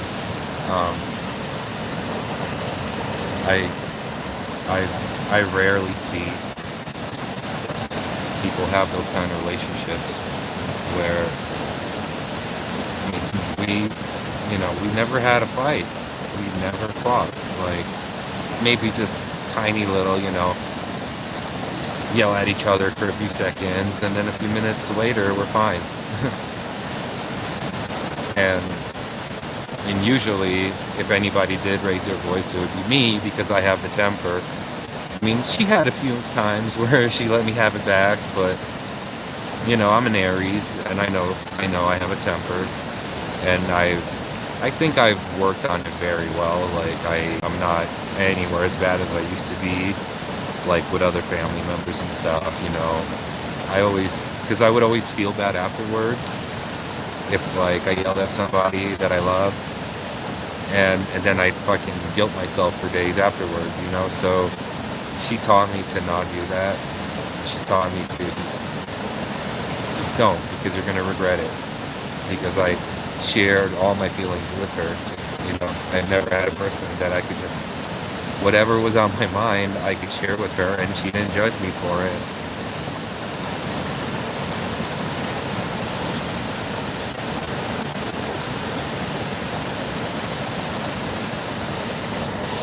Let me catch up on that.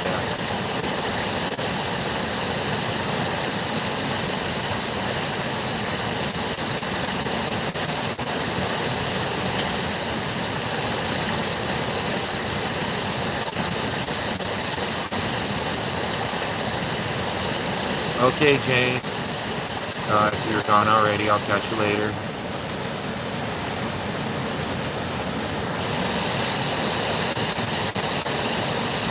Yeah, rare. It's super peaceful here. Oh, okay. Looks like Jane said she had to go, and then she said waiting for the ashes, and I didn't see that she had to go. Well, hopefully she got to catch it.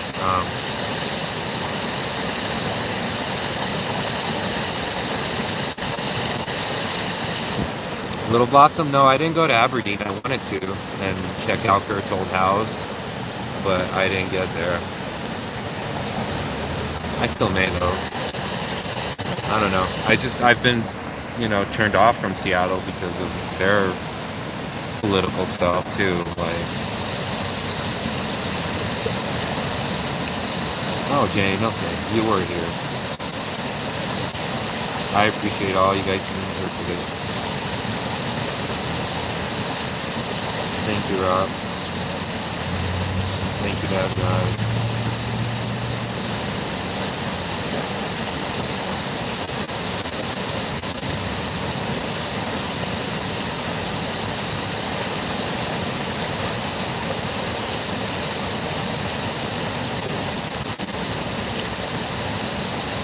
Thanks, Amo.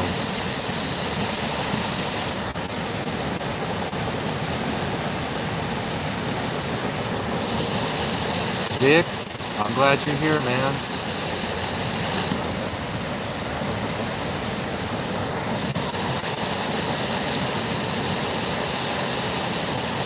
First time to even to my channel? Well, I hope you're subbed and have the bell ticked. Did you guys all get a notification? Because I was being told that I guess people weren't getting notified from my channel even with the bell tick. Like with my short, I think the one from 2 days ago, the porn part 1, people said that they didn't get a notification for that. Do you guys get those?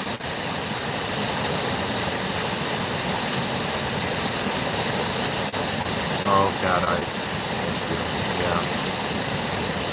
Sorry to anyone that has to go through this. Your hubby was an Aries? What are you?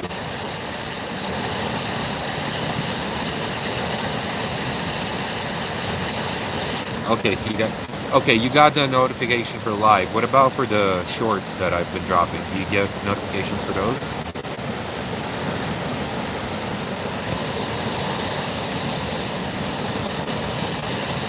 Oh, Little Blossom, well then, you were meant to be here. I'm glad.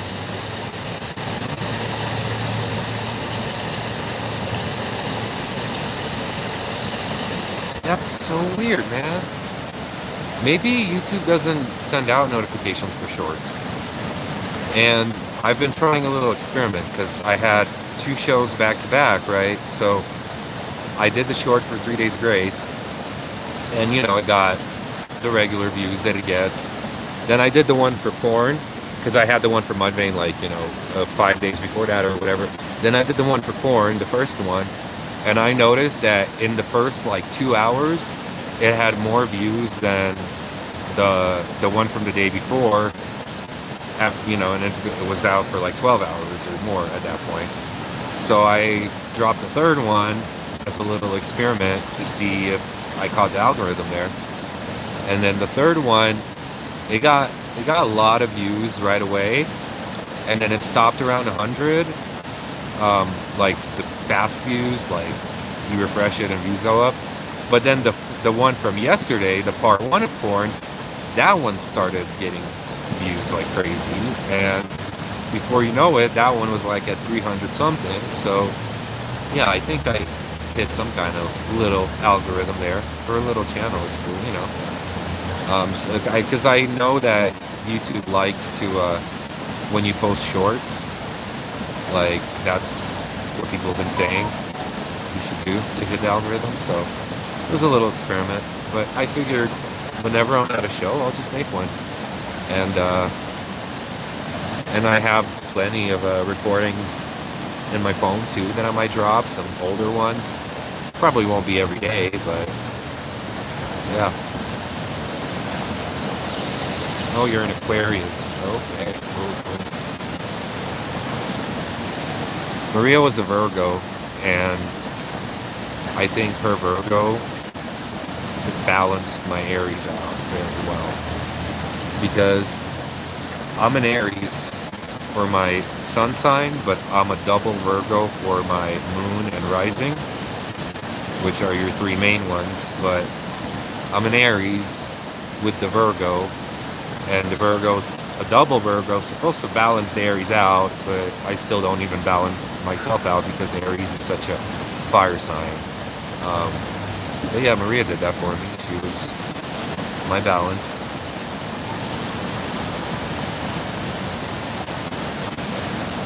Okay, so should I eat some shrooms and hang out with you guys for a bit until they kick in? We're almost at 2 hours.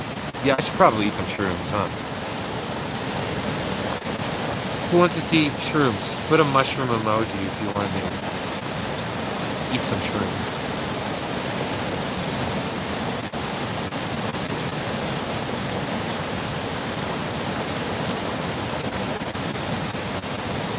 Yeah, you're right, Rob. I don't think, now that I think about it, I don't think I get notifications for shorts. Oh, the shroom emojis are coming in. Levi, hey, what's up? I don't know if you just got here or been here, but good to see you. Thank you for coming.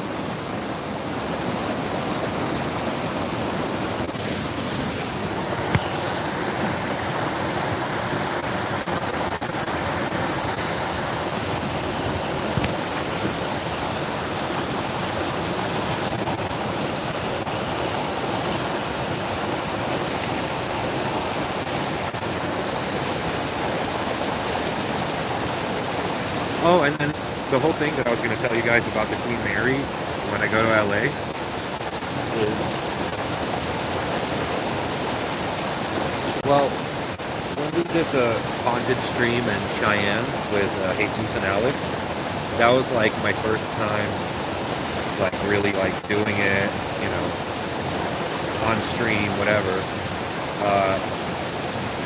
And we got a bunch of, you know, we got a bunch of proof. There's going to be part 2 dropping, and you guys will see. Especially afterwards, when I got to go into the room of the bride that shot her husband and the prostitute, because I used to be a hooker motel, and she stays in that room now that still has the gunshot holes in the wall behind Edward and in the window. And I got to go in there, and I got to do a little investigation in there, even though, you know, I'm not supposed to, but I was lucky. Nobody was staying there. And, yeah, you guys will hear. I caught her crying. I caught voices, orbs. But when me and Maria were in LA, because she used to live in LA for a while, and so she took me out there to show me all around. So we went to the Queen Mary, and we did a haunted tour there. And it's like there's an area where they have a pool. There's no water in it anymore. And the pool is like one of the more haunted spaces. They have a little girl that haunts it apparently. So I had a digital camera with me, fully charged. As we were taking the tour, I snapped 3 pictures of inside the pool, and the camera died on. So that was like my first experience of actually, you know, getting some kind of paranormal clue. And honestly, I haven't even looked at the pictures yet. I wonder, I need to find that old camera, charge it up, and see what I got on there. But yeah, and then we did the stream with Alex and Jesus, and it was great. I enjoyed it a lot, so that's why I want to do a haunted stream at the Queen Mary. And there's many more. The whole plan was that, you know, I thought Jesus would have came on this trip, and if they would have made it out here, we have Idaho Springs, which is miner's town, and there is haunted mine shafts, abandoned mine shafts. So that's something that's definitely coming in the future. I do like I would want to have Jesus there for that one, because I think our energy is really good. We bounce off each other. So that one I might put off until Jesus comes next, because he had school, so he wasn't able to go on this trip. Okay, how much did I eat, guys?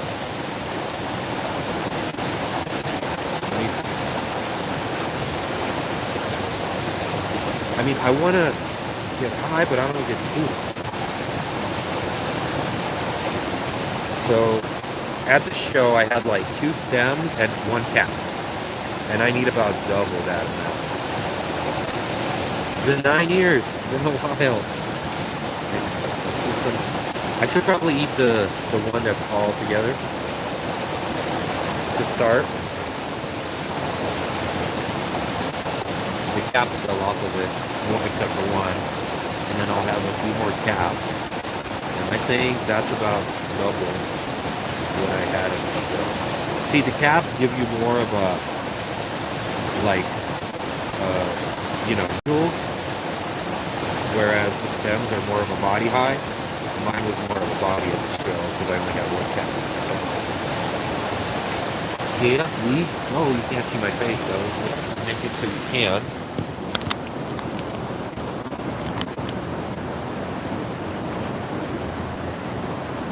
Now, do I want to go to Beaver Creek? I know the buses are free. They run till like 11. Can't really do much hiking there. I could walk down this trail in the dark. It's going to be a while till it kick in too, so I better get started.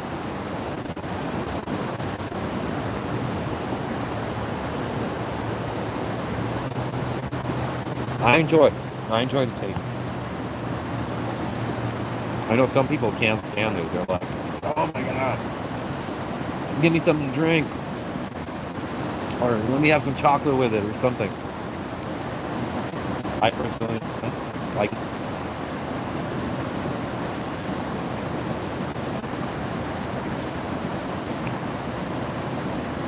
I definitely will need some water afterwards though.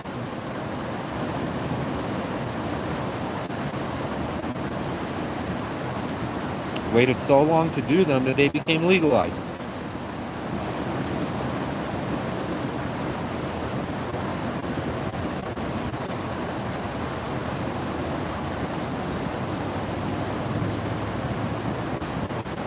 Vic.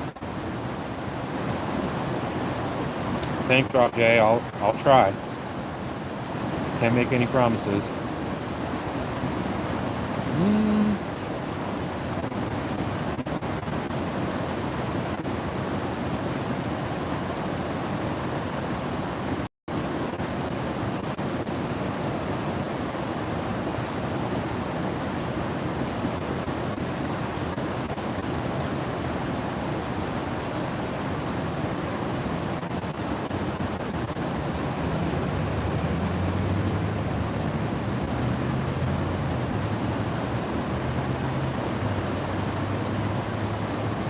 I'm just worried I might miss out on the last bus home if I go.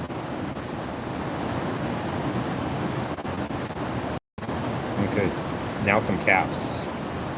Let's have some caps.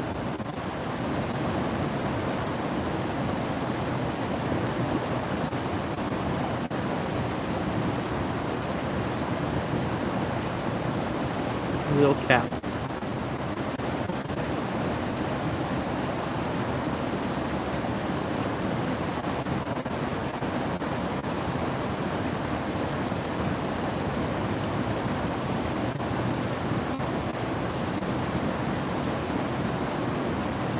All right, one more cap. What do you guys think?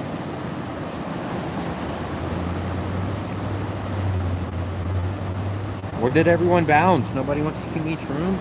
Jesus. It's not like the most entertaining thing that you've seen all day? I'm kidding.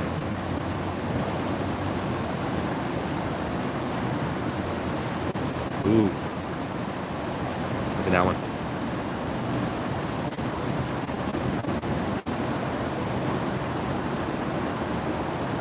Trying to focus on it.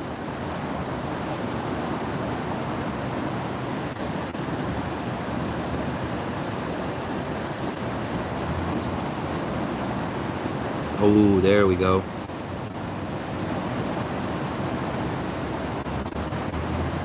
Pretty, huh? I'm like Super Mario when he gets a mushroom. Do-do-do-do-do-do.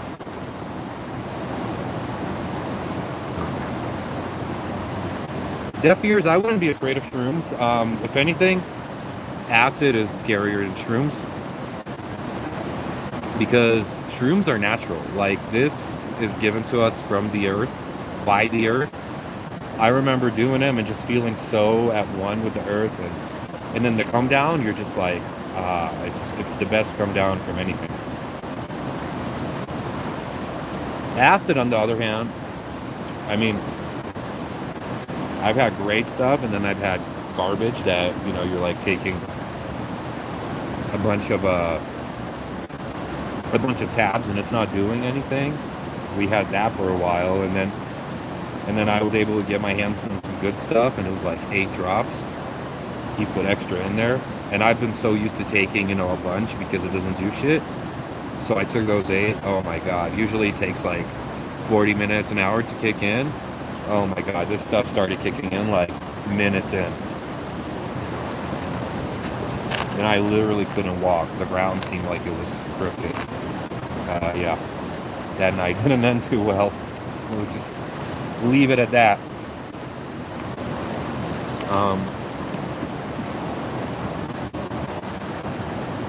But the thing with acid is, like, even when I did it in Seattle, You know, I went and had my day in Fremont. It was fun.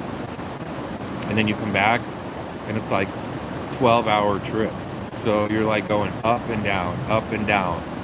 And you know, when you peak, you're just like intense. It's so intense. And then you come down and you just keep doing this. Peak down, peak down. So then you get to a point where you're just like, you're at it low and you're like, okay, I hope it just stops now. I hope it's over because I'm fucking tired of going up and down. And no, it goes right back up again.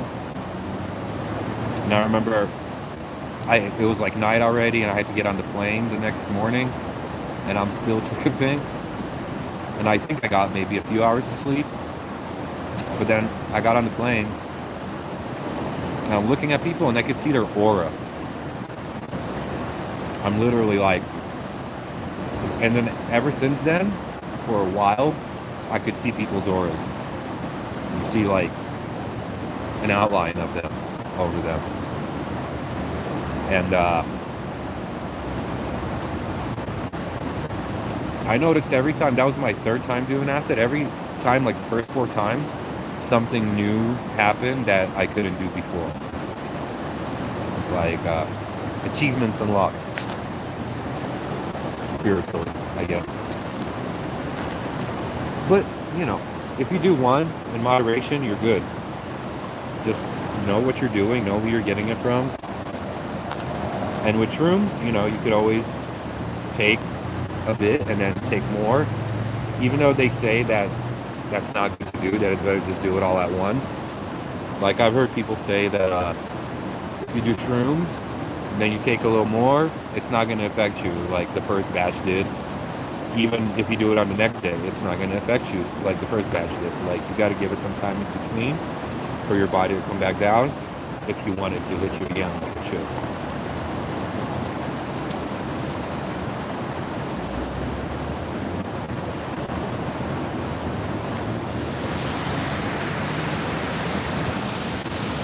All right, let me read chat.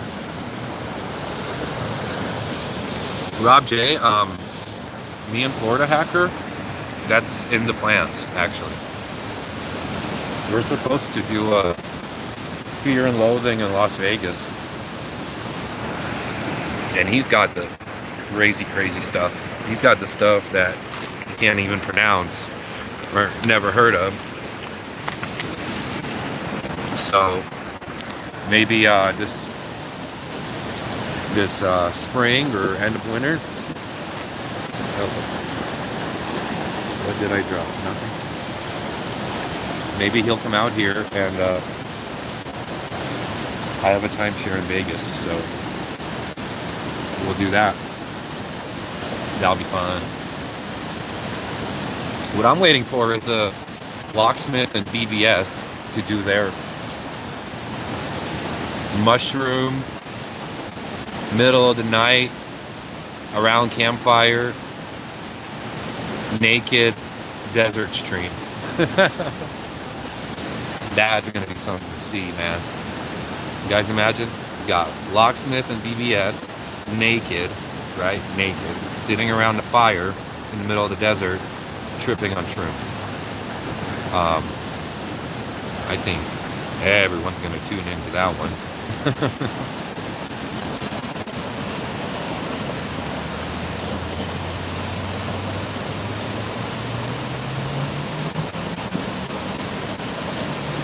WPG, what's good? Thanks for coming by. Rob, yeah, I don't know what's going on in Florida Hacker. Like, you know, he always talks about his community tumor, brain tumor that he gets from the cancer chats. And I totally get it. Like, he'll take breaks, but this has been a long break. So, I'm going to hit him up on IG. Oh, hey, Blue Jay. Was it good? Yeah. I tried to coordinate with him, and I'm like, when are you going live? Right before I went live, and he's like, within the next hour. And I'm like, well, I don't have any other time to go live, so that's it. It is what it is. But, yeah. Thanks for coming by. What happened with the catch? Did he run, or did somebody was saying he ran? Gabby girl, hey, good to see ya.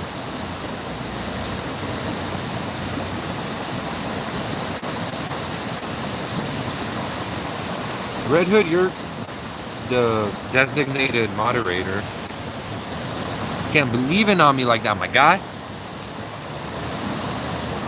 BBS, man, yeah. That stream that Log did where he did whatever he did, but he got BBS motivated on that one, didn't he? Boy, I'll rip your head off and take a shit down your throat.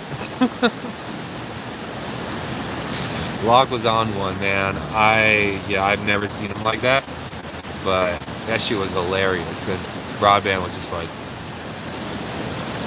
but I think something stuck in his head. Like, first he started off with that Florida hacker thing where he, was making him write articles.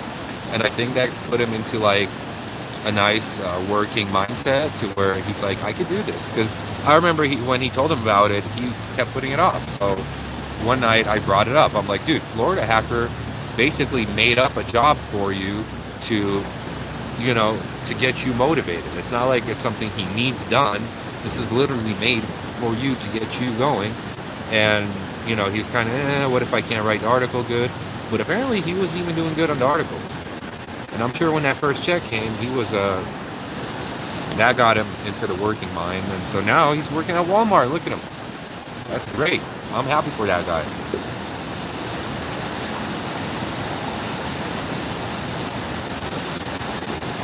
Red Hood, oh my god, the Nowhere Tumbleweed, Texas with empty tank of gas stream. That's gonna be funny.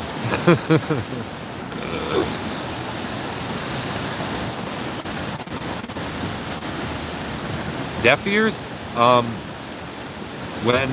So to get back to where? To get back to my hotel was the same amount of time that it took to get to this spot.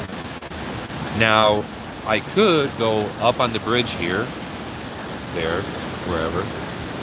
You guys saw the bridge. I could go up there, and there's free bus that takes you to Beaver Creek. And, okay, so I'll get to Beaver Creek. I think it's like, 15-20 minutes? Now, I need to find out when those buses stop running because I don't want to get stuck in Beaver Creek. That's an hour walk back. I mean, I could do it, but, But anyway, I could do that. But I'm just thinking now, okay, it's, it's a ritzy place. So you got a whole bunch of expensive-ass restaurants, shops, snowboarding shops, where everything is like quadruple the price of what it should be.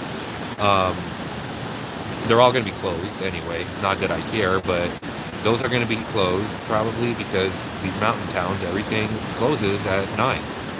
So by 9, it's like a ghost town. You don't see a single soul out. And what time is it? Let's see. It's 9:06. Fuck, guys, because it's been 2 hours. We've sat here for... I mean, I could go ask the bus driver, like, maybe I could just go there for a sec, Because I thought about going there and hiking up the mountain where what's it called? The things that take you up the mountain, the gondolas are. But not in the dark,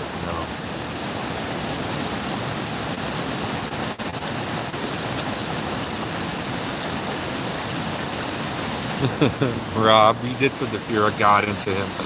The fear of Locke into him. You have an Avon there too? Nice. What's interesting is Avon is right next to Vail, and I'm sure you've all heard of Vail. So you got Vail, and you got, 20, 30 minutes down, Avon. And right by Avon, you got Beaver Creek. So it's like 3 super expensive, ritzy mountain towns all around.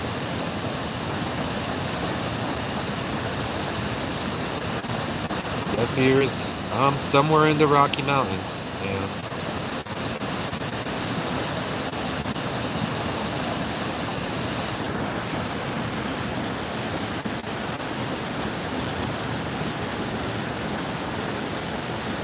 The other great thing is the stars here, even because, there's a lot of lights here without the hotels, but still, compared to Denver, you see a lot of stars. In Denver, you just see the few major ones. But here, I was looking at the sky yesterday and loving it. But of course, nothing compares to like being somewhere on the road, you know, New Mexico or Arizona or Kansas in the middle of the night, and the sky is just covered. It's like you're under a blanket of stars. I love that. Webb is working a graveyard shift in Atlantic City. What is he doing? Catching? When is he starting his challenge? That's what I want to know. Oh, Vic, don't start with the retracted messaging, man. Nobody's gonna track you in here, and even if they do, so what? We're hanging out, eating shrooms, putting Maria down to the river.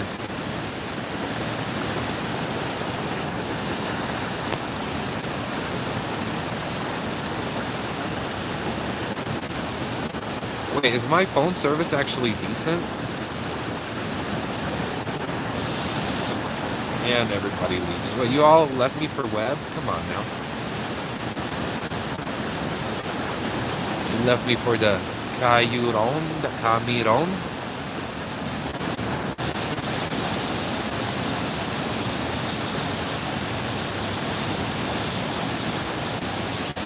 Red Hood.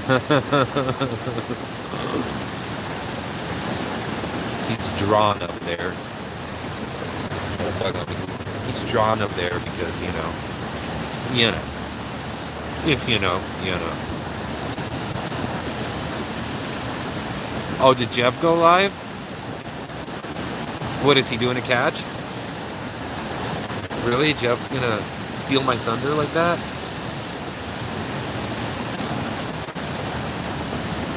Oh, Brave, thank you. I appreciate it. Why did you unsub to most catchers? What happened? Are you just tired of the bullshit? Like, I mean, we don't have too much drama in catching channels. Like, it's the other channels where you have all that. I would think you'd avoid those rather than the catcher channels, you know? It's nice to, like, go into Alex's stream sometimes and take a break from all the craziness of the community, of the drama community, of the community. But sometimes then you get drama there too. Hey, no one's immune. But you know, I've always said I welcome everyone to my channel. I'm sure there's 4 exceptions, but we're not going to talk about them right now. And even if they were here, which I'm sure they're watching because that's what they do, or they go later, so they could hit that thumbs down, which, hey, it's still engagement for me. I see you, the one hater that always hits the thumbs down as soon as I post anything. But thank you for engaging.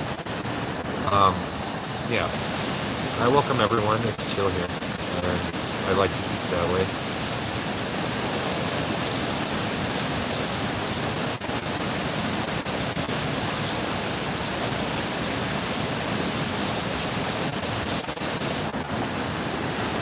Did he like Jeff? He cool dude? What do you mean? Yeah, no, I like Jeff. I mean, Jeff has his shenanigans, of course. But for the most part, I think he has a good heart, and he means well. And, you know,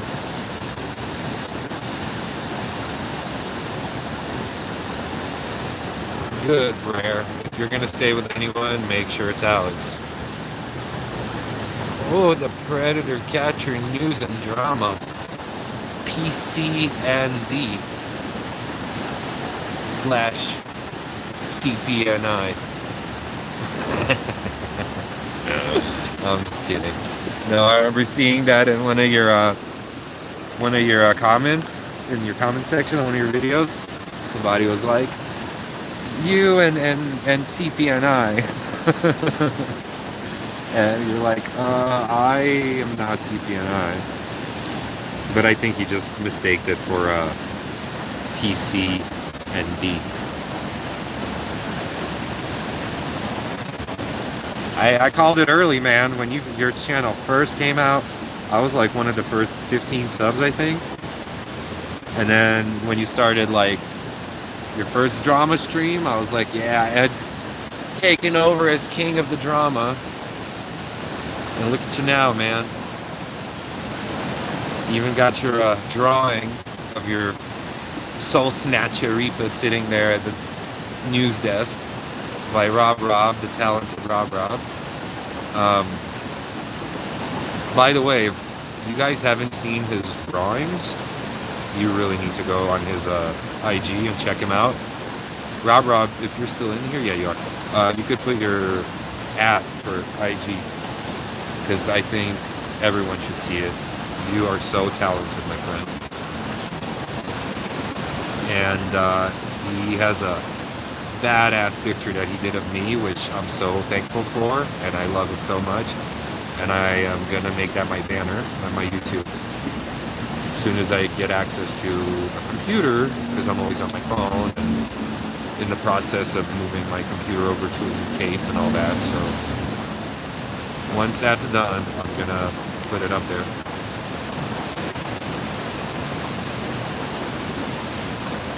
Red Hood, scrape knees.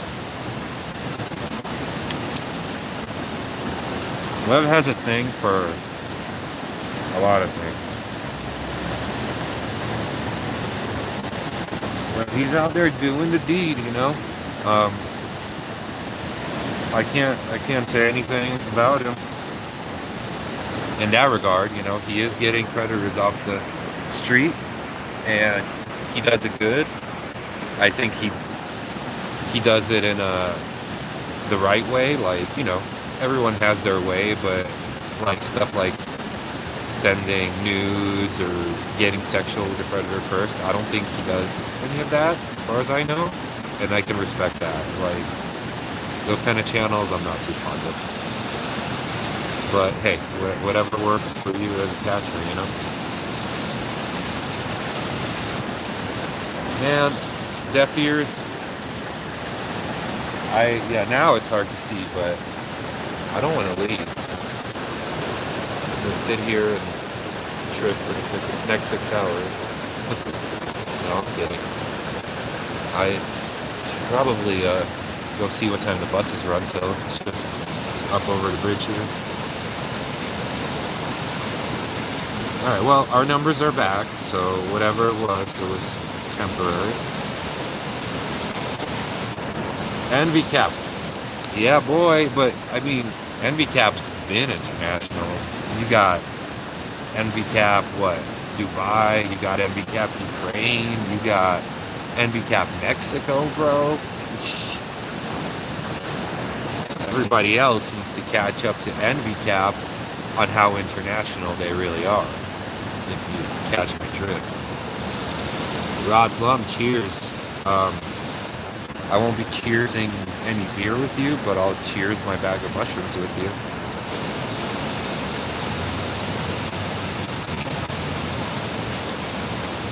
Rob. No, I don't think Jeff has more catches than Ryan.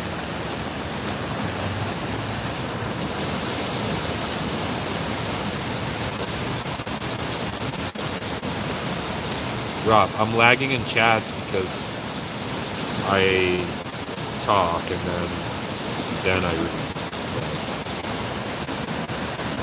Vlog Junior, well, all comments not at you. What does that mean?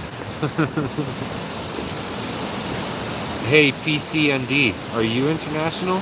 Is there a PCNDI anytime soon? Or? Yeah.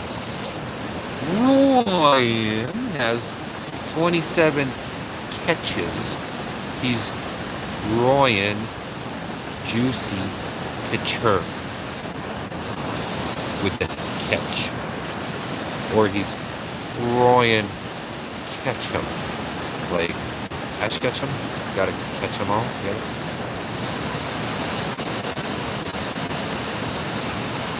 The drama does reign supreme, and I really hope that's not a and in my pants.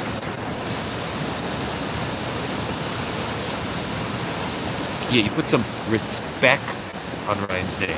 Some respect. Oh, thank you, Braille. Yeah. He knocked it out of the park on that one. Like, I didn't know which picture he was going to choose. And honestly, I was surprised because that's one of my older pictures. But yeah, he picked that one of me with the hair all crazy. But I think it captures what I'm all about pretty good. But yeah, looking at it, it's like looking at a mirror image, man. I love it.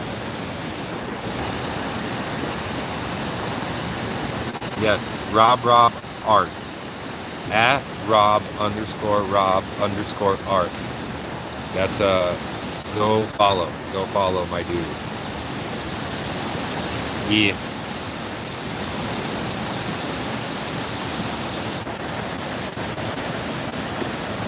Bruh, they're not hundreds, bruh.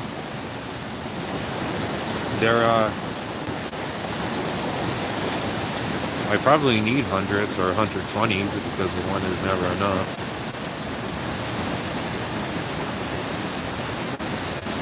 Only the natural.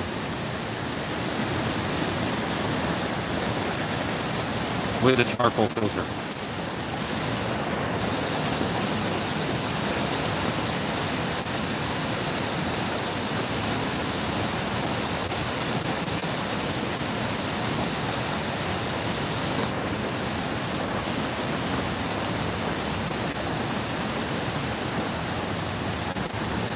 Oh, Rob J, you mean like when the person streaming is reading the comments and there's some like stuff going on in chat and somebody saying something to somebody else, like calling them a racist, like you said, and then the streamer's like thinks that that's directed at them? No, Log does that all the time, but he has so many little conversations going on within his chat that it's like, you know, while talking on panel, I guess it's hard to keep up with everything that's going on in chat, so I could see why.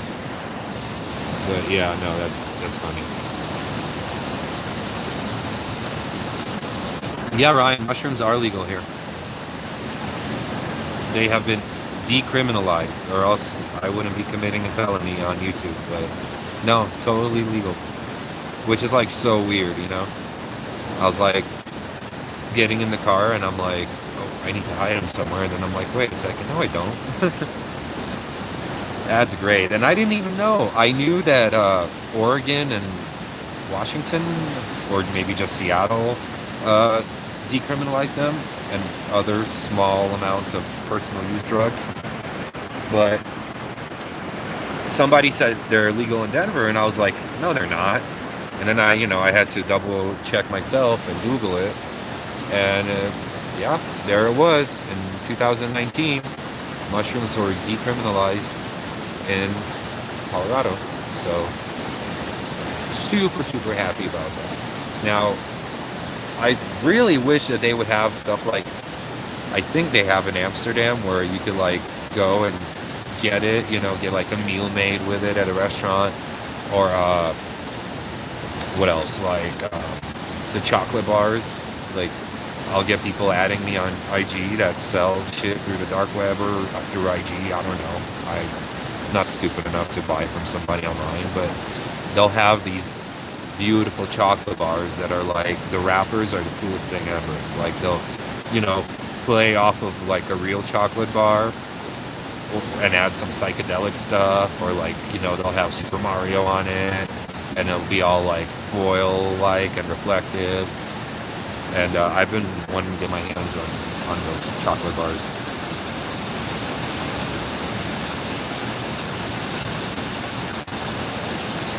Best drug ever? I'd say so, pretty close.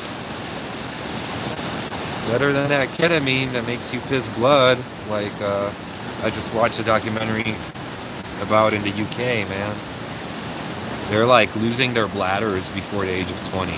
Because I guess the ketamine shards, they think that if they cook it and make it into a powder, that it's fine, but it's not. Like, even if it's a powder, the shards wear out the lining of your bladder.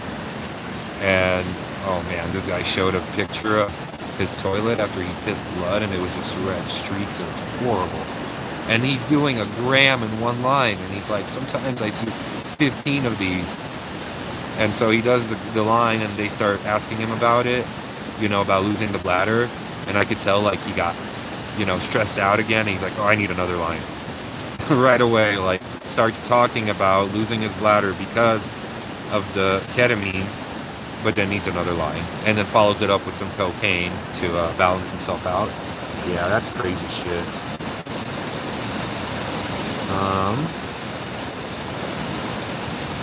Red Hood. I'm sure there is more than one. Rod, that's what I was saying. I said I hadn't done them for 9 years, and back then when I used to do them and acid, not all the time, granted, here and there, I used to be a lot happier. Like, I didn't really get depressed.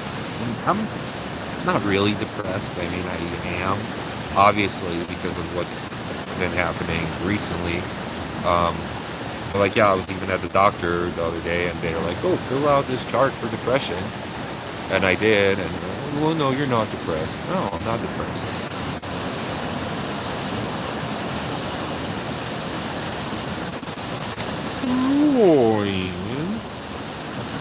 You guys know where that came from, right?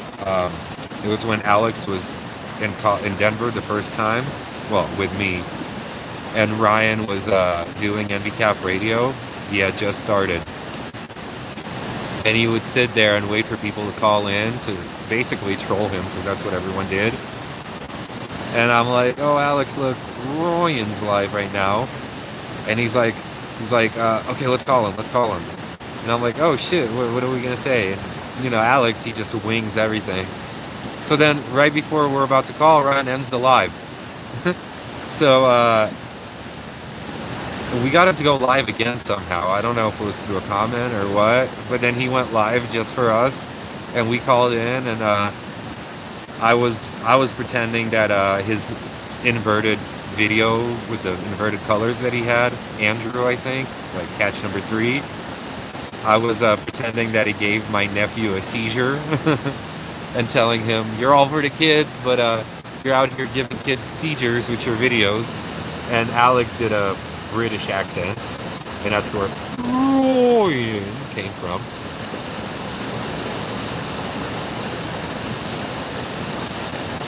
Rob, yeah, if you draw live, bro, people love that shit. I follow a few that or on IG, they'll make like a reel, and they'll speed up the drawing process, like how they drew the whole picture, and they record the whole picture, the whole drawing, and then speed it up, like time lapse, and that's so cool, man. People dig that stuff. So yeah, if you do that, you'll go viral. There's this other guy I follow, and he's, I don't know, Russian, Ukrainian, but he takes paintbrush, and his lines are just so precise, and he just does it freehand. Like, for me, I can't draw a straight line to save my life. But this guy, he'll do symmetrical, like, little designs, and he'll do one edge and, like, twist it and all this stuff. And I'm just like, how are you going to get it done just like that on the other side? And he does. And it comes out perfectly symmetrical. So, probably many years of practicing in a steady hand, too. Yeah, I really need to start doing art again. Like I said, I brought all my art supplies here. I brought some acrylic paint, some charcoal, markers, but I haven't had time. JDQ used to do a lot of drawing too on his JDQ channel.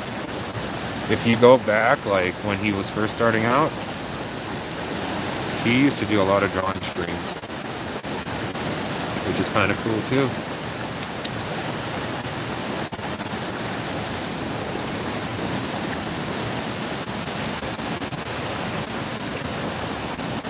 Gabby, honestly, these were from a friend of mine. Like, and I guess he has a dude, but he also gets enough to where he also sells them. So I guess that's gonna be my dude from now on. Yeah, they do rearrange. They make things fit a little more. I'm like, I hope I took enough. And take more, and then all of a sudden, boom. No, listen. Are my pupils big yet? No, not yet.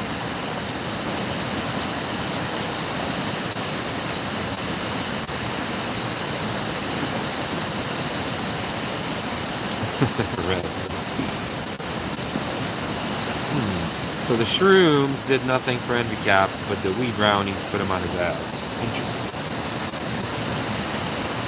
Ryan, how much did you take, like, with shrooms that you didn't feel it? You know, there's this weird thing with drugs that you don't feel it on the first time. Some people have that. I never have, but I've heard many stories of people saying that. I mean, even 3-6 Mafia has a lyric where DJ Paul's like, if it's your first time, you probably won't feel it. Don't worry about it, it might take a minute. Yeah. I think that's smoked up, snorted out, drunken and a blow.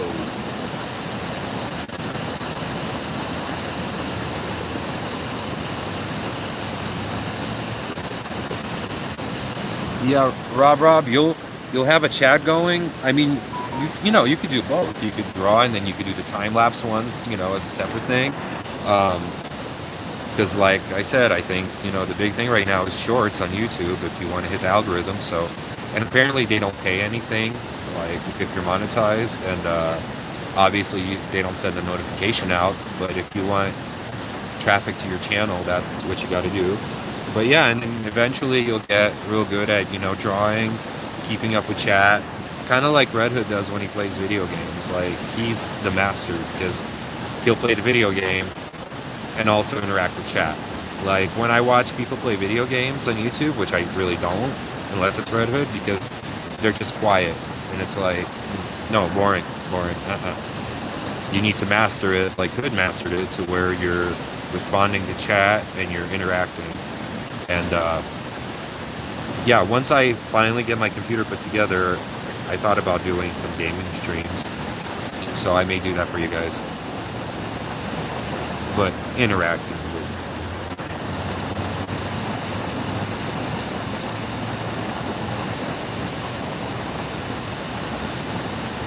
Just catching up with chat.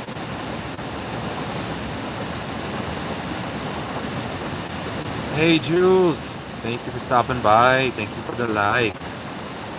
You could catch up later on the whole thing that we're almost at over 2.5 hours. Holy crap.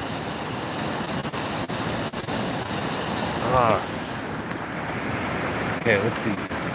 How long ago did I take the shrooms? 40 minutes?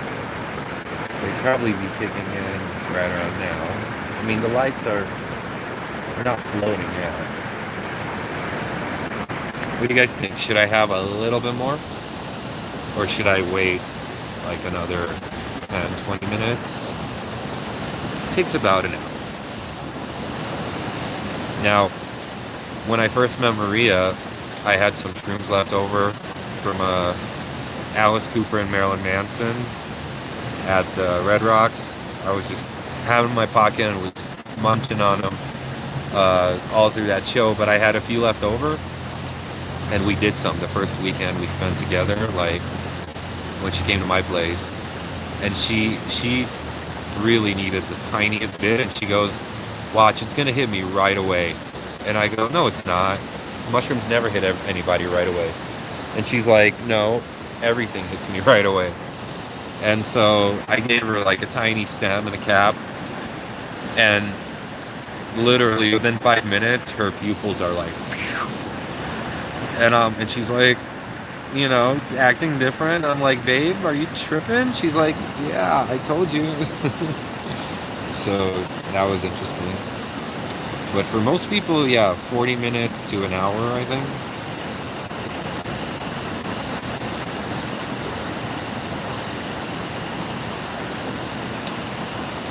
Rob, you know, if you do want to go live tonight, just coordinate with Locksmith, you know, like, because I know he said he was going to wait till I was done, but then he was talking about doing one tomorrow, so maybe he's going to wait till tomorrow, you know.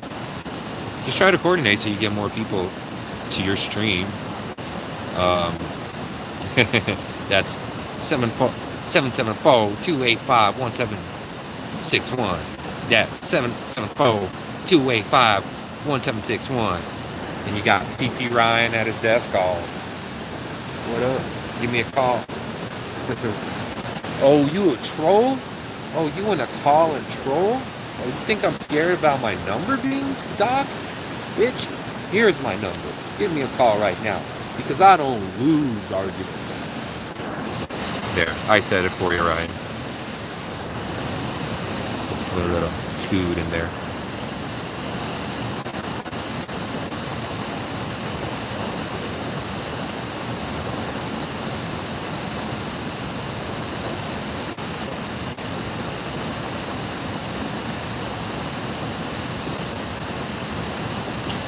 Damn, how far behind am I? Let's see, 9. Oh, guys, I'm like at 9:26 on the comments. Let me catch up, for real. Because I start talking and I'll try to keep my answers short for him.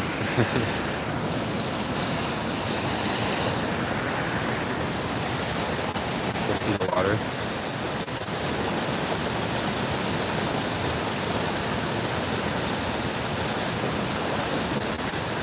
Bryden, what up? Thank you for coming.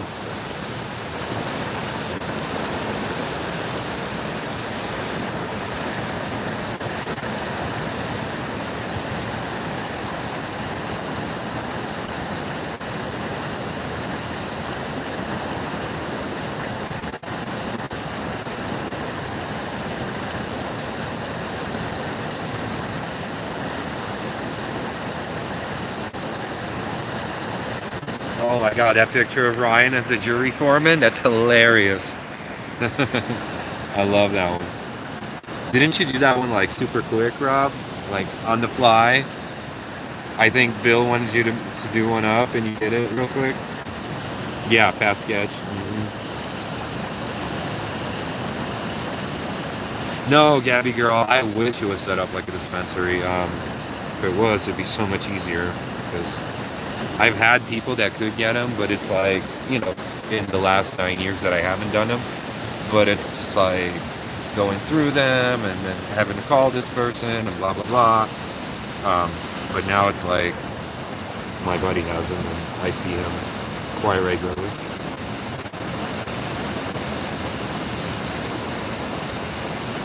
Yeah.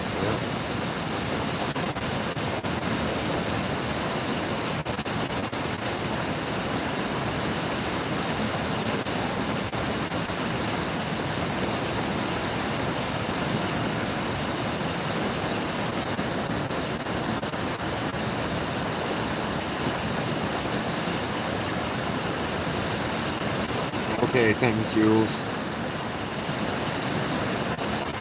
WPG, what, like, a thing like that, and like that, with like a bunch of stems, like,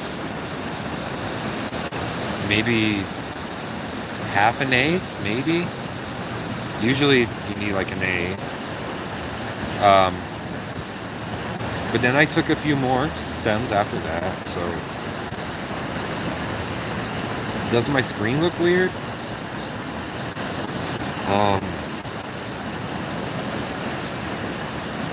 Yeah, kinda.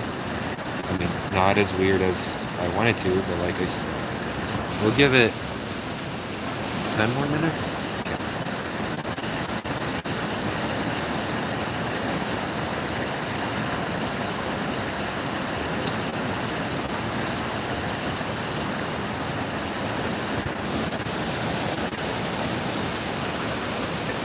WPG, everybody fucking in a UFO who is that? Is that Rob Zombie?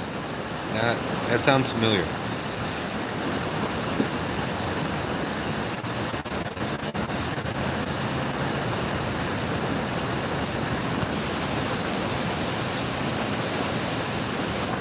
Rob, what? Oh, the pic of the Red Hood with like smashing that guy or whatever. Yeah, no, those are cool. Well, I don't know why you think you messed it up.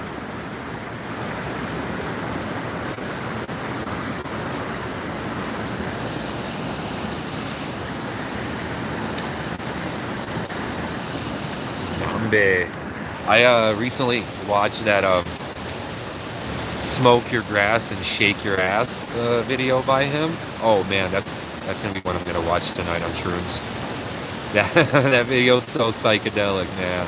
It's like he's performing and everyone's like turning into different demons and skeletons, and yeah, it's a fun little song. But I remember when I watch it, I'm like, it's something you watch when you're tripping.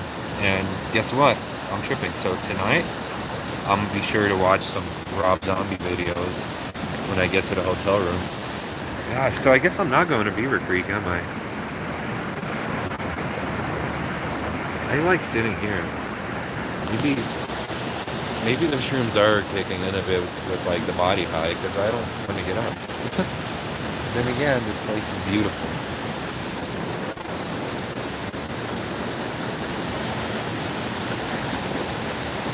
I bet somebody in that house over there is watching. Like, look at this weirdo sitting here talking to himself, putting something in the water.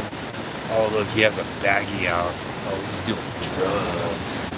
And now he's all high, sitting there talking to himself under the light. Little does he know, I'm talking all about. So, bite me.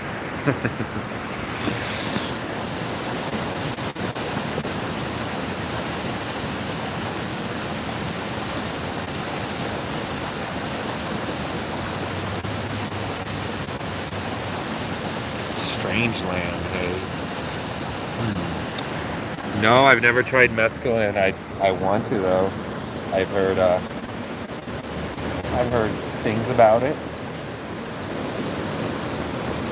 I'm sure when Florida Hacker comes out here to do our Fear and Loathing in Las Vegas, I'm sure we'll be able to get some mescaline.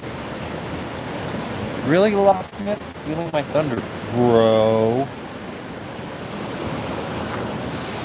The way Lock says bro. Alright, let's see how many of you are gonna bounce on me.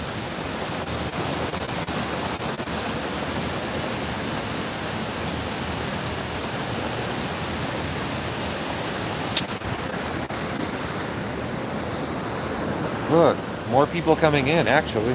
I went from 12 to 14. Oh, man. You guys can do whatever you want. I'm not going to hold anything against you. But I guarantee you Locke will be live for 9 hours. That's for sure. I'll probably just be live for a little bit more. Maybe a 3-hour mark? Yeah? I think that's fair. I know you all want to see me tripping my ass off. So you can laugh.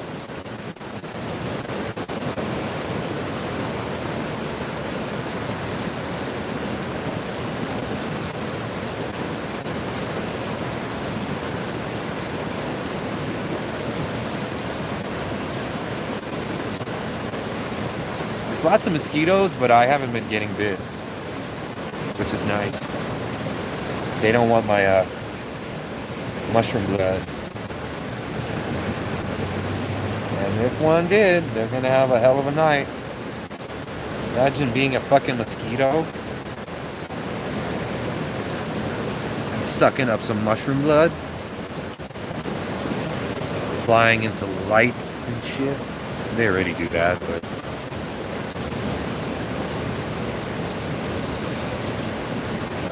oh man. Well, that helps a little because it is getting chilly. My bag. I brought flashlights because I had them in here for the car. Check this out. It'll be even weirder for the people watching if they are. up there, thinking I'm a weirdo.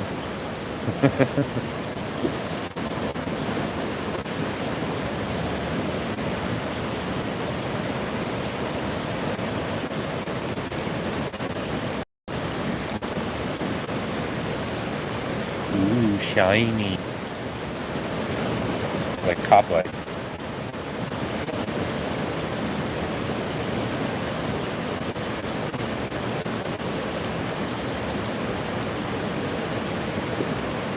Okay. I'm gonna test this out and see if I'm tripping you.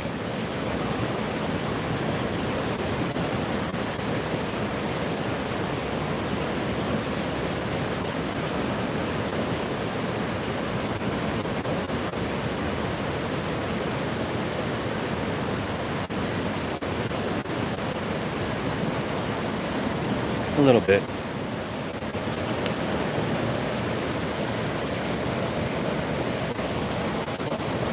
Little Blossom, good night. Thank you for being here. Much appreciated.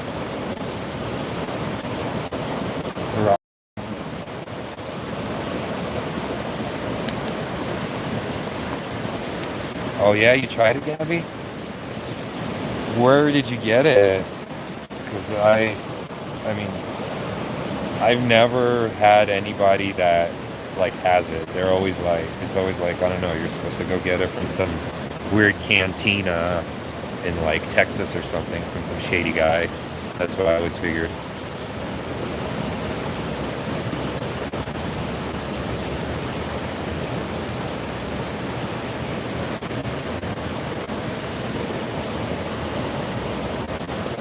Tracy, hey, good to see ya. And Gabby, so yeah, explain to me, what did it do? Like, would you compare it to acid or mushrooms? Or, I mean, there's also peyote. I really want to try peyote. The cactus, yeah. The phosphorus desert buttons, as Tool calls them. But yeah, I hear that you could find them in Texas. Just traveling through Texas, you can stumble upon them in the desert. Peyote. And isn't mescaline like extracted? Oh no, mescaline. There's also the San Pedro cactus that you trip on. That, I don't know if that's an extraction from what mescaline is extracted from. Right, WPG? I need some.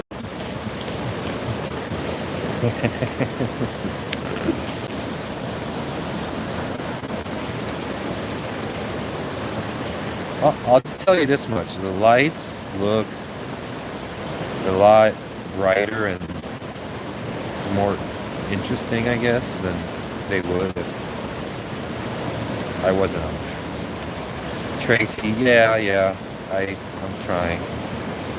I don't know where I'm gonna go, what I'm gonna do.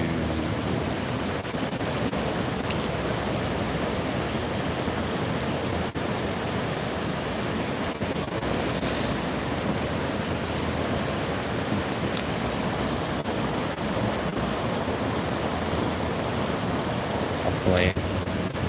Sorry, Rob, I'm not Bill. Plus, I bet I would get in trouble if I started a fire here. Since it's a mountain town, everything is under strict rule. I would say it's comparable to doing acid and mushies at the same time. And I had a dude in high school who got lucky, and a handful of us got to try it. Yeah. See, it's nice when you just like with certain things, when you just happen to know the right person at the right time, and you get to try it out, and then you never see it again, or rare that it comes around. I was lucky to get some scissor prescribed to me by a doctor once when I was 18, right around the time Lil Wayne was super huge, and I love Lil Wayne. So yeah, I used to walk around with a triple styrofoam scissor cup, rest in peace EJ Screw on it, and I go to college like that,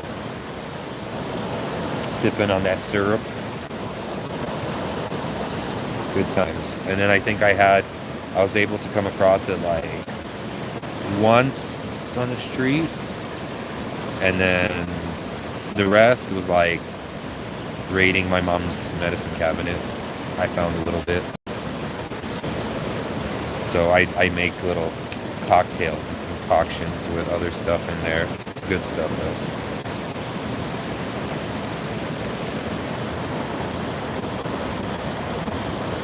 My friend got some once for his, he had to have his jaw worked on, and he got the yellow kind with hydrocodone in it. And I'm like, dude, you don't take it, just give it to me. And he promised, but he never did, because he ended up taking it, even though he doesn't take it. Because that's really rare, the yellow syrup. Apparently, that's the one that when you drop the Jolly Rancher, the blue Jolly Rancher of all blue, it'll dissolve, and because of the way that the syrup is, the yellow syrup, it'll create a rainbow color. So that's why you always drop a Jolly Rancher. But even with the purple syrup, you still drop the Jolly Rancher because, you know, it's part of the process.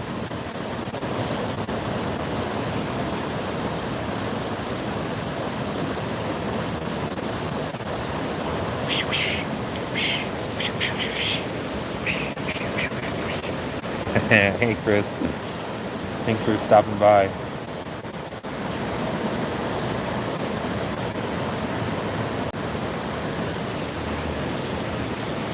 Oh, nice, Gabby. Yeah, that's usually the guy that's ballsy enough to go and buy it on the dark web.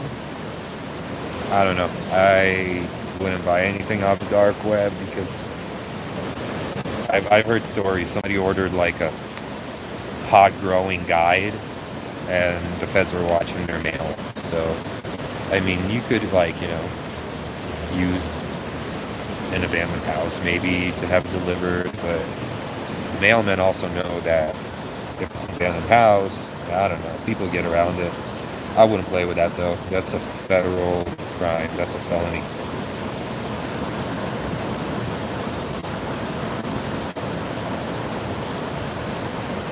Yeah, 2C, 2CE, or 2C.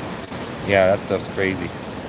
I was watching the doc on it about how somewhere in South America, but the stuff that they have there isn't even 2CE. It's like a mix of fentanyl and Molly and whatever, but they call it 2C and market it as 2C as a rape drug, like ketamine in it, whatever.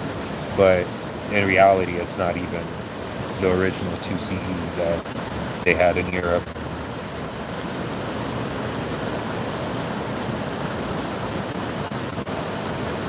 The light sky get crisp on shrooms? Huh? The light sky get crisp. The lights get crispy. I don't know what that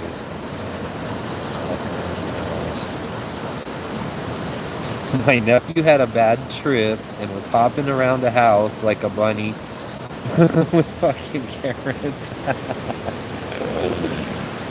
Fuck me, yeah. He'll do that. He'll do that. I don't think I've ever hopped around like a bunny, but the first time I ever did acid, I sat there, or no, yeah, it was. I was sitting there and we had this turtle plant holder, and it had it was a full turtle, and then on top of it was like a flower, and that's where you put the plant on. And I sat there, and the turtle was like grooving to the music with me. He was dancing to Marilyn Manson's Heart-Shaped Glasses, and so I felt like I was getting an information download from him. And what he told me was, everything in the world is just atoms rearranged in different ways, right? So the turtle, Mr. Turtle, told me that he can feel just like I can, and he can think just like I can, because he's just a different mix of atoms, basic atoms that create everything on Earth, just arranged in a different way. And he's not wrong, right?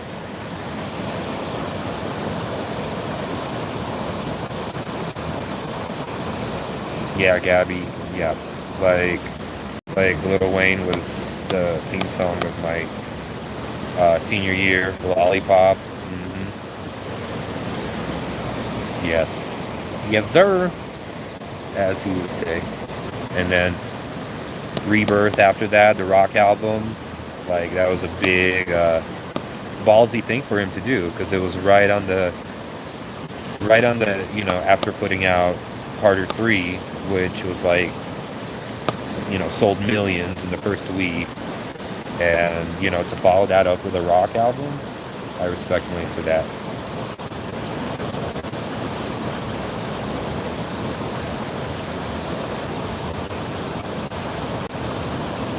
Okay, now we're starting to feel a little bit.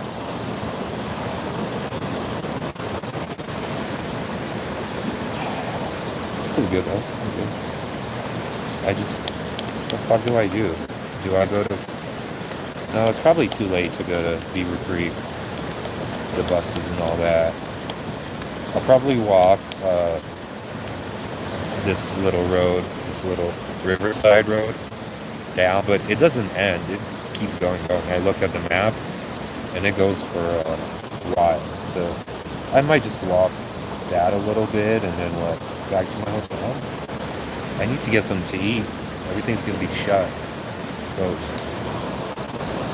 I should have thought of that prior.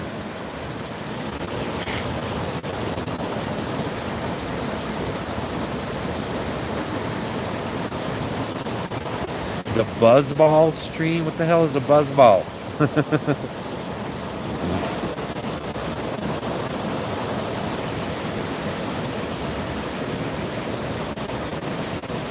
Yeah, Gabby, I'm sure. Staticky high, VS Veronica. Am I staticky? I'm surprised I'm getting service at all. The first thing I tried to watch when I got here was Bill's Live, and it was like choppy. Like I think throughout the whole like live that I watched, I probably heard a total of 30 words, because it kept like stuttering and stopping. And I'm like, no way, not this stupid Sprint SIM card that I'm trying to see how long the Sprint SIM card will last until I trade it out for T-Mobile. They've already sent me 2, T-Mobile did, and I'm just wondering how long they've sent me messages. First they were like, we now have the supercharged T-Mobile network, so get the best experience. And then they're like, okay, we've sent out, first they said come into the store, to change the SIM card. Never did that. Then a year later they sent them out. Then they sent them out again, so I have 2 packages of SIM cards. And then they're like, our Sprint network is going down, it's going to be shut down eventually, so you need to change it out, but I still haven't. Here's my 3-hour mark, and I dropped down to 8, but let me finish catching up on chat.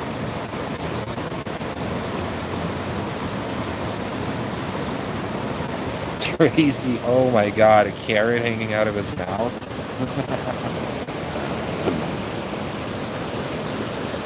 That's insane.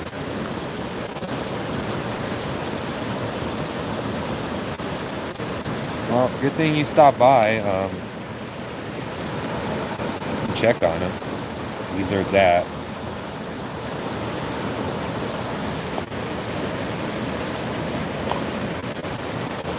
Don't fall in the river. Yeah, I am kind of on the edge. But I have a few rocks to break my fall. But more like break my back and then roll into the river is what would happen. I'll start walking in a sec here.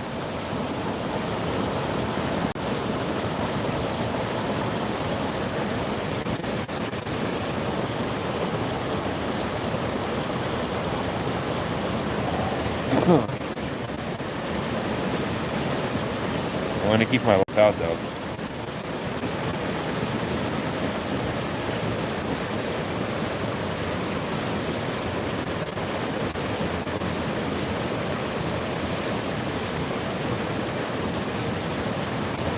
Can't stop here. This is backcountry.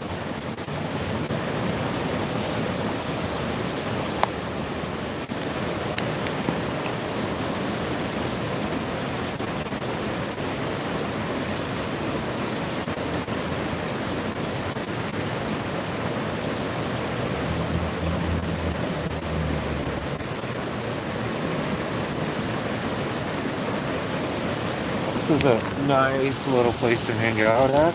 Thank you guys for hanging out here with me. So we'll start walking.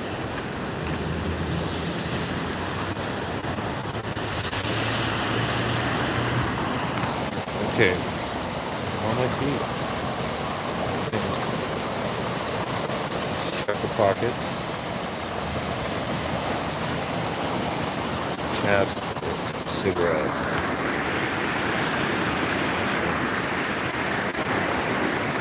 Alright, I think I'm good.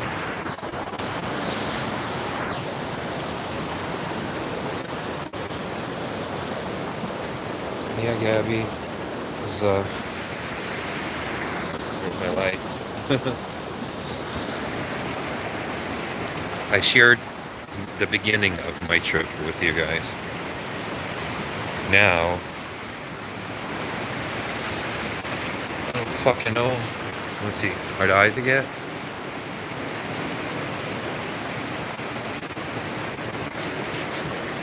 Well, bigger than usual. Yeah, that was with light. Look. Yeah, pupils are getting there. Watch out for planes.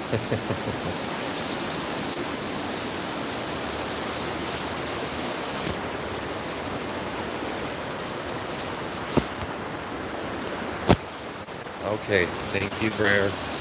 Thank you, Tracy. Everyone that showed up, I appreciate you guys.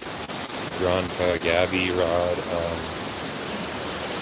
and Rob, Plum. Everyone that was here throughout this very special thing that I did with the ashes. I appreciate you guys. And gosh, we're way over 3 hours. All right. Let's see, when is going to be the next stream? Maybe I might stream from the Puddle of Mud show. So yeah, guys, that's on the 20th. Keep an eye out. Thank you once again. See what? Don't do more to 2/8. Yeah, no, I think I'm pretty good. I have a dark path in front of me, but I'm good. I need to go find some food. All right. Take care, guys. Have a good night. Thanks again. Bye.